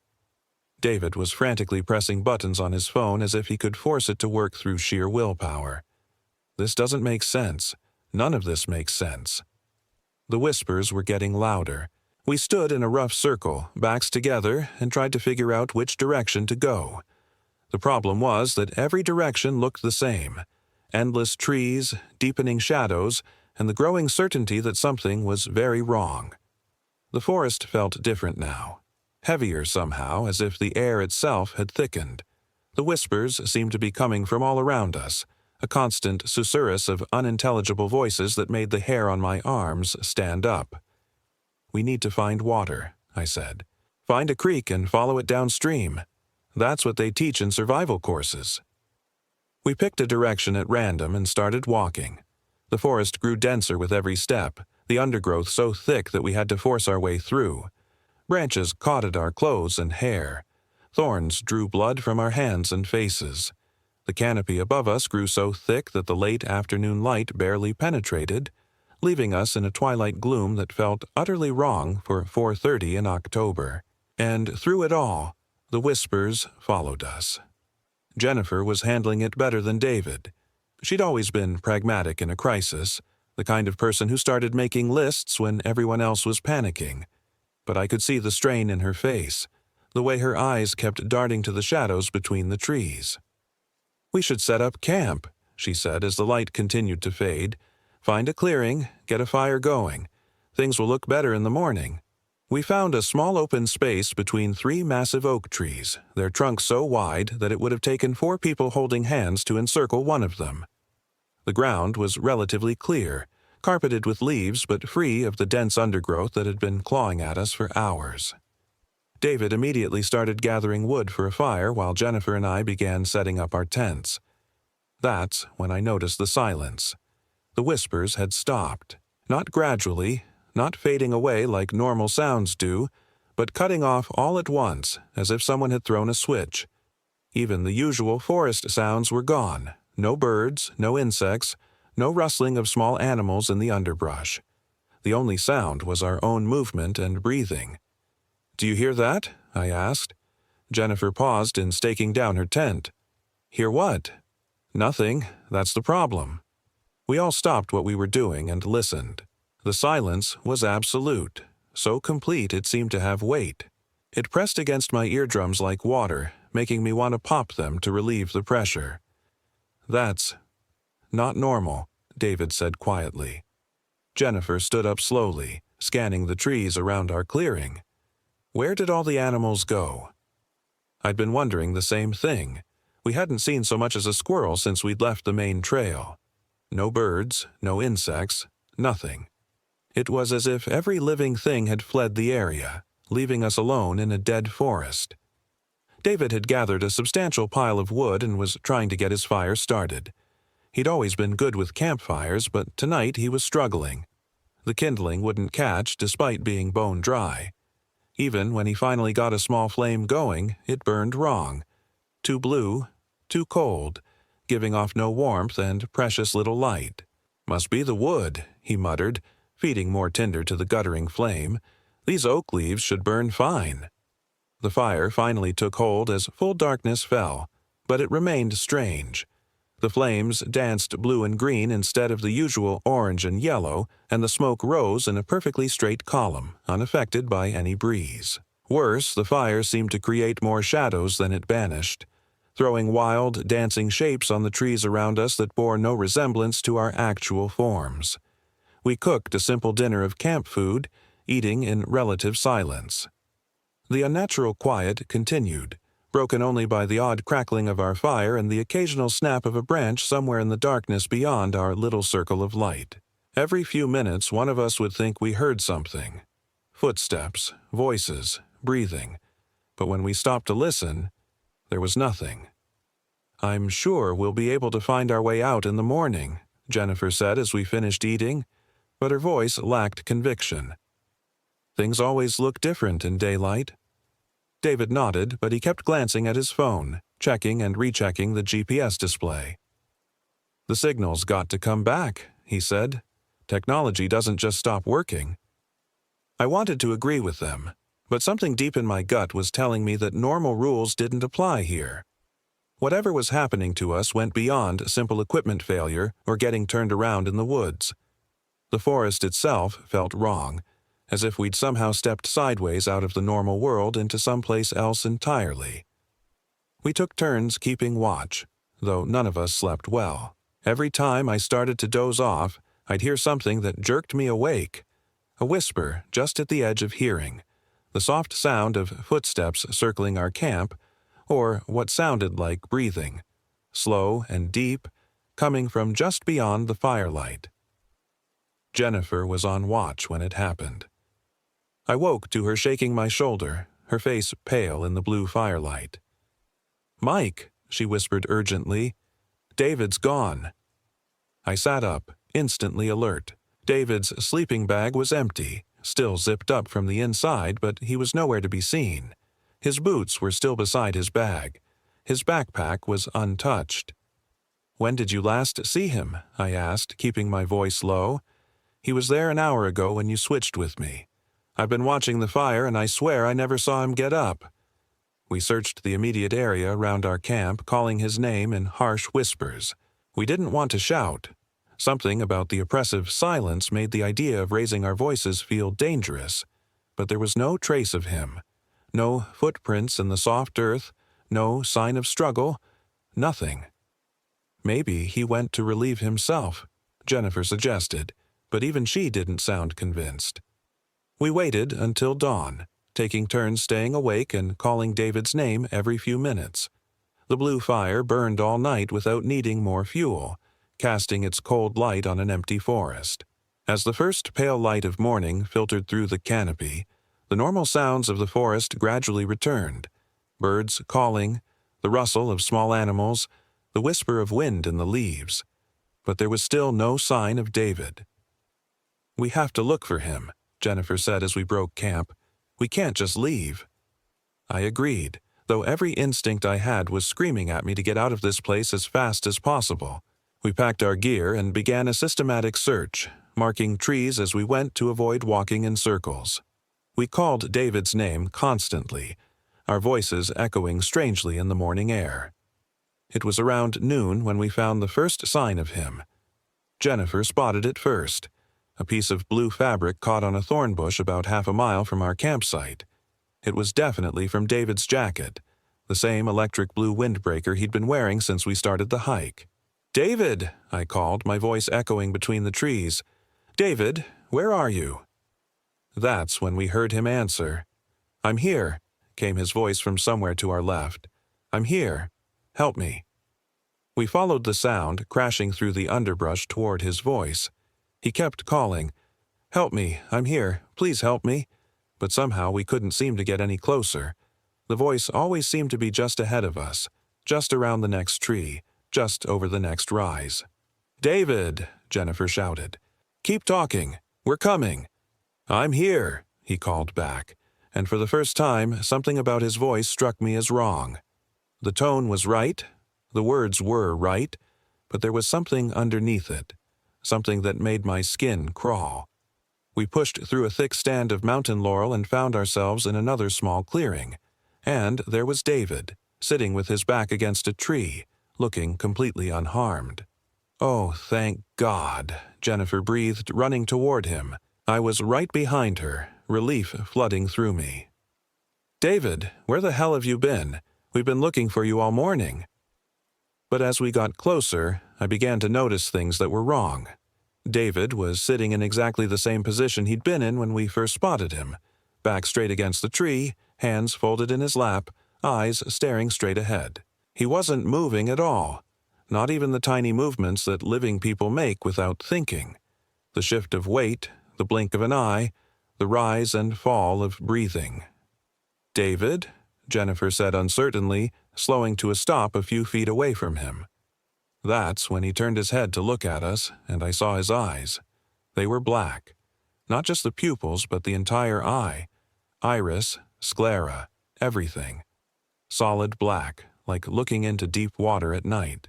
And when he smiled, I could see that his teeth had changed too. They were still his teeth, but they were too white, too sharp, too many. "I'm here," he said in David's voice, and the wrongness of it hit me like a physical blow. "I've been waiting for you," Jennifer screamed.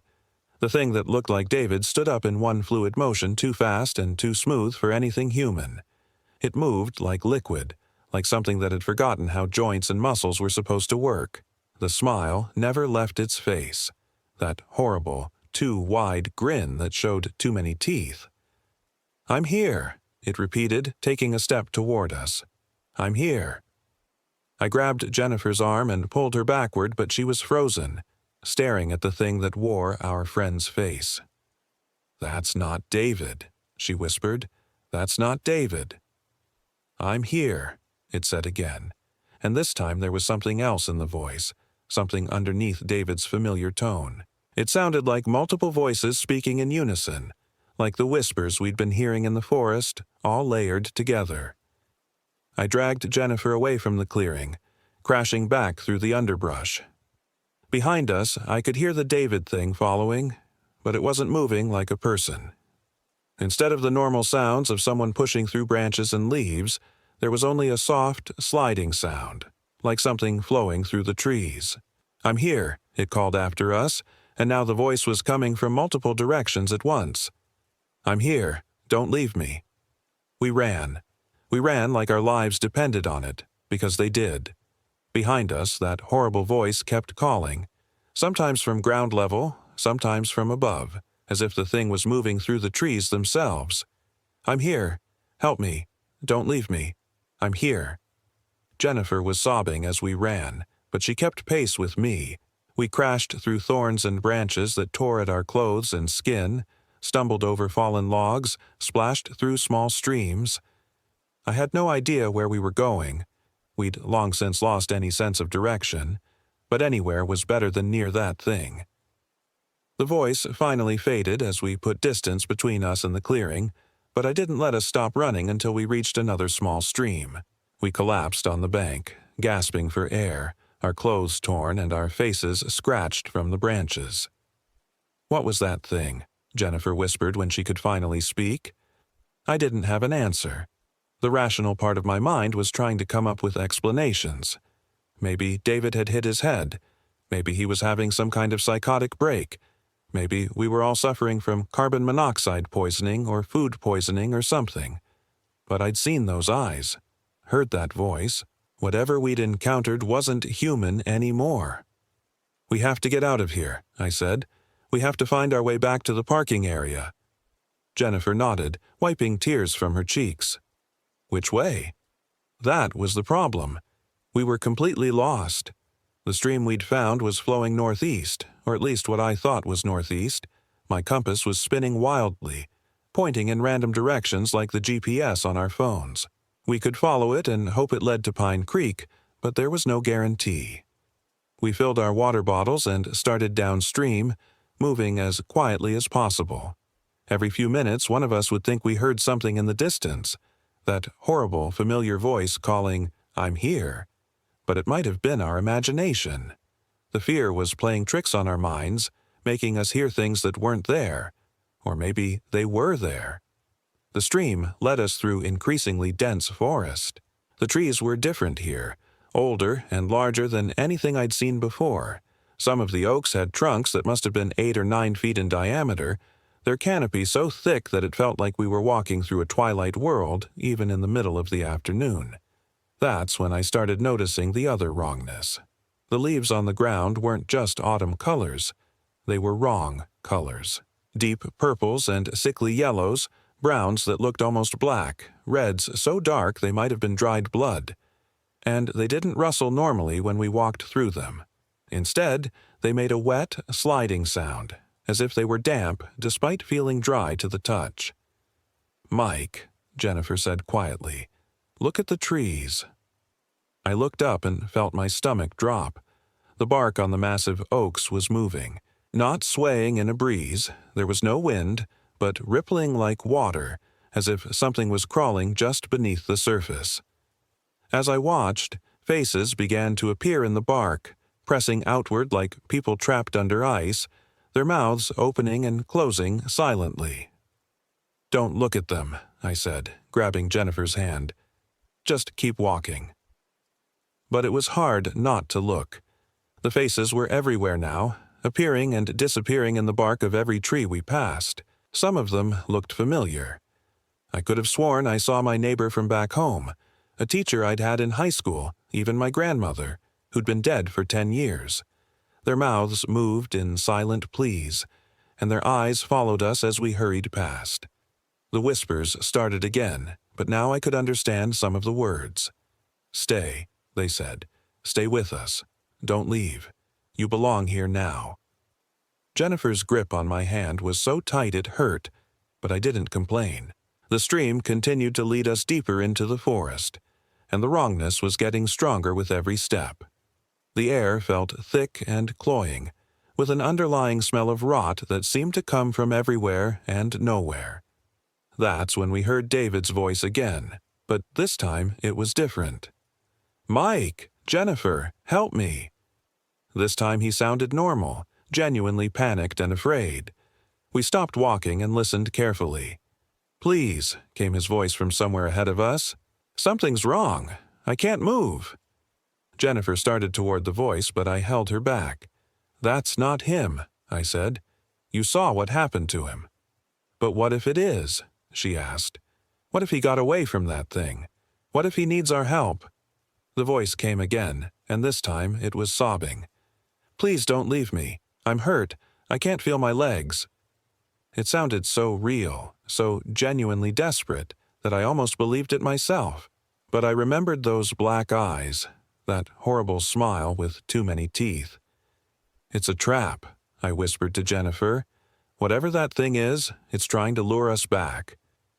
We changed direction, leaving the stream and heading what I hoped was south.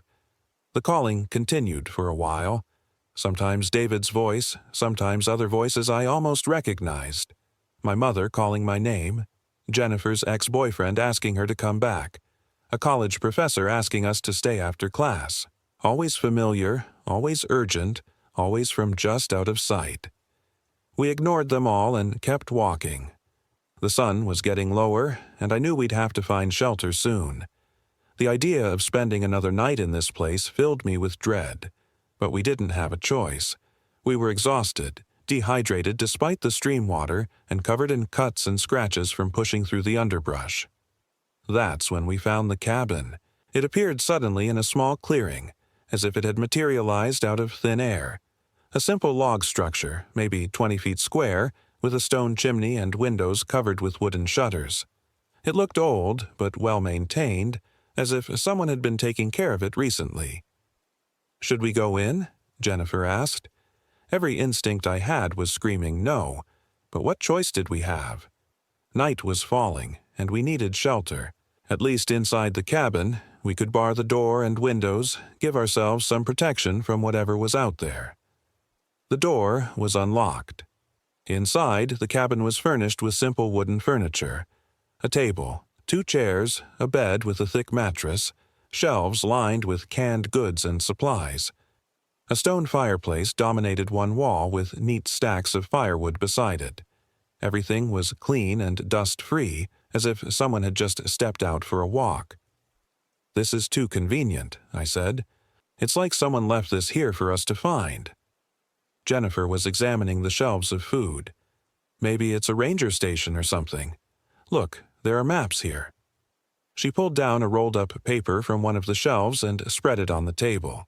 It was a topographical map of the area, marked with hiking trails and landmarks. According to the map, we were deep in a section of forest called Dead Man's Hollow, about 15 miles from the nearest road.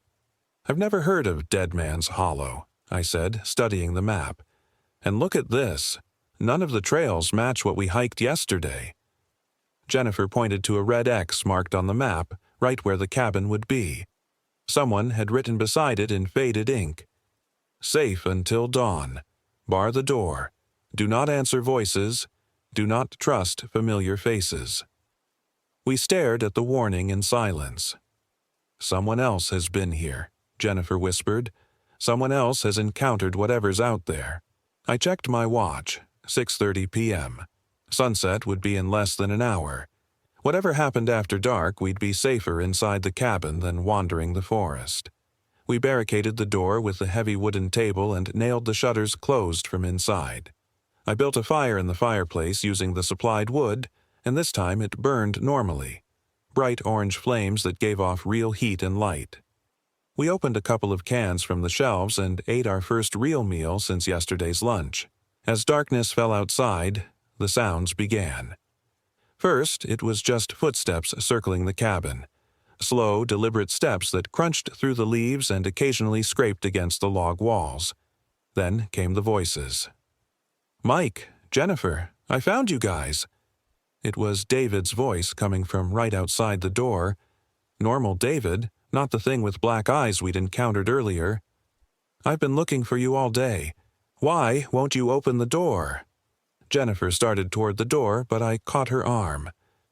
"Remember the warning," I whispered. "Do not trust familiar faces." The voice outside grew more insistent. "Come on, guys, this isn't funny.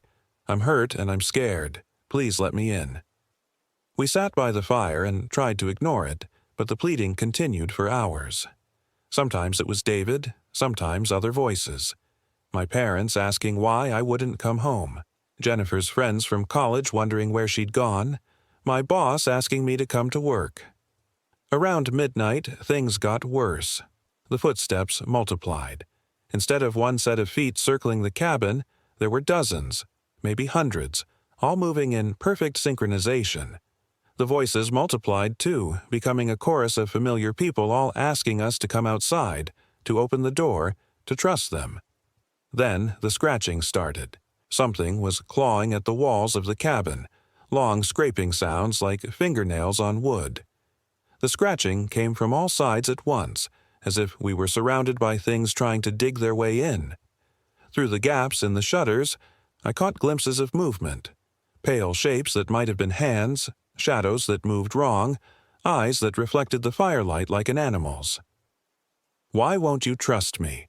came David's voice from directly outside one of the windows. "I'm your best friend. Don't you want to help me?" Something slammed against the door hard enough to make the whole cabin shake. The table we'd used to barricade it slid back a few inches, but held. More impacts followed, a rhythmic pounding that seemed to come from multiple directions at once.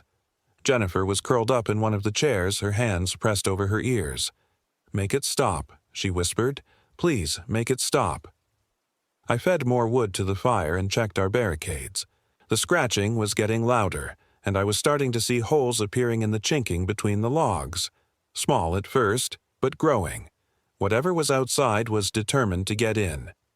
The assault continued until just before dawn. As the first pale light began to filter through the gaps in the shutters, the sounds gradually faded. The footsteps moved away, the voices grew distant, and the scratching stopped. By full sunrise, the forest outside was silent again. We waited another hour before carefully removing the table from the door and opening the shutters. The clearing around the cabin looked peaceful in the morning light, with no sign of the night's activity. But when I looked closer, I could see the evidence. Claw marks gouged deep into the logs, the ground around the cabin churned up by countless feet, and strange symbols carved into the trees at the edge of the clearing. "We have to get out of here," Jennifer said, and I agreed. According to the map, there was a logging road about 5 miles southeast of the cabin. If we could reach it, we could follow it back to civilization. We packed what supplies we could carry from the cabin's stores and set out as soon as the sun was fully up. The forest seemed different in daylight. Still wrong, still oppressive, but less actively hostile. We made good time, following what appeared to be an old trail that led in roughly the right direction. For the first time since we'd gotten lost, I began to hope that we might actually make it out. That's when we encountered David again. He was sitting beside the trail, looking completely normal. No black eyes, no horrible smile, just our friend looking tired and confused. "Mike, Jennifer," he called when he saw us. "Thank God, I've been lost all night." This time, Jennifer didn't hesitate. She ran to him, throwing her arms around him in relief. "David, we saw there was something wrong with you yesterday." He hugged her back, and for a moment, I thought maybe I'd been wrong. Maybe whatever we'd encountered in the clearing hadn't been David at all, just something that looked like him. Maybe he'd escaped. Maybe he was fine. Then I saw his hands. His fingernails were gone. Not broken or torn off, but completely absent, as if they'd never existed. The fingertips themselves looked wrong too, pale and smooth, like old scar tissue. "David," I said carefully, "what happened to your hands?" He looked down at his fingers, and for just a moment his expression flickered. Something moved behind his eyes, something dark and hungry. "I fell," he said, but his voice had that subtle wrongness I'd heard before. "Scraped them on rocks." Jennifer pulled back from him, finally noticing what I'd seen. "David, your fingernails." He smiled, and there were too many teeth again. "I'm here," he said in that layered voice. "I've been waiting for you."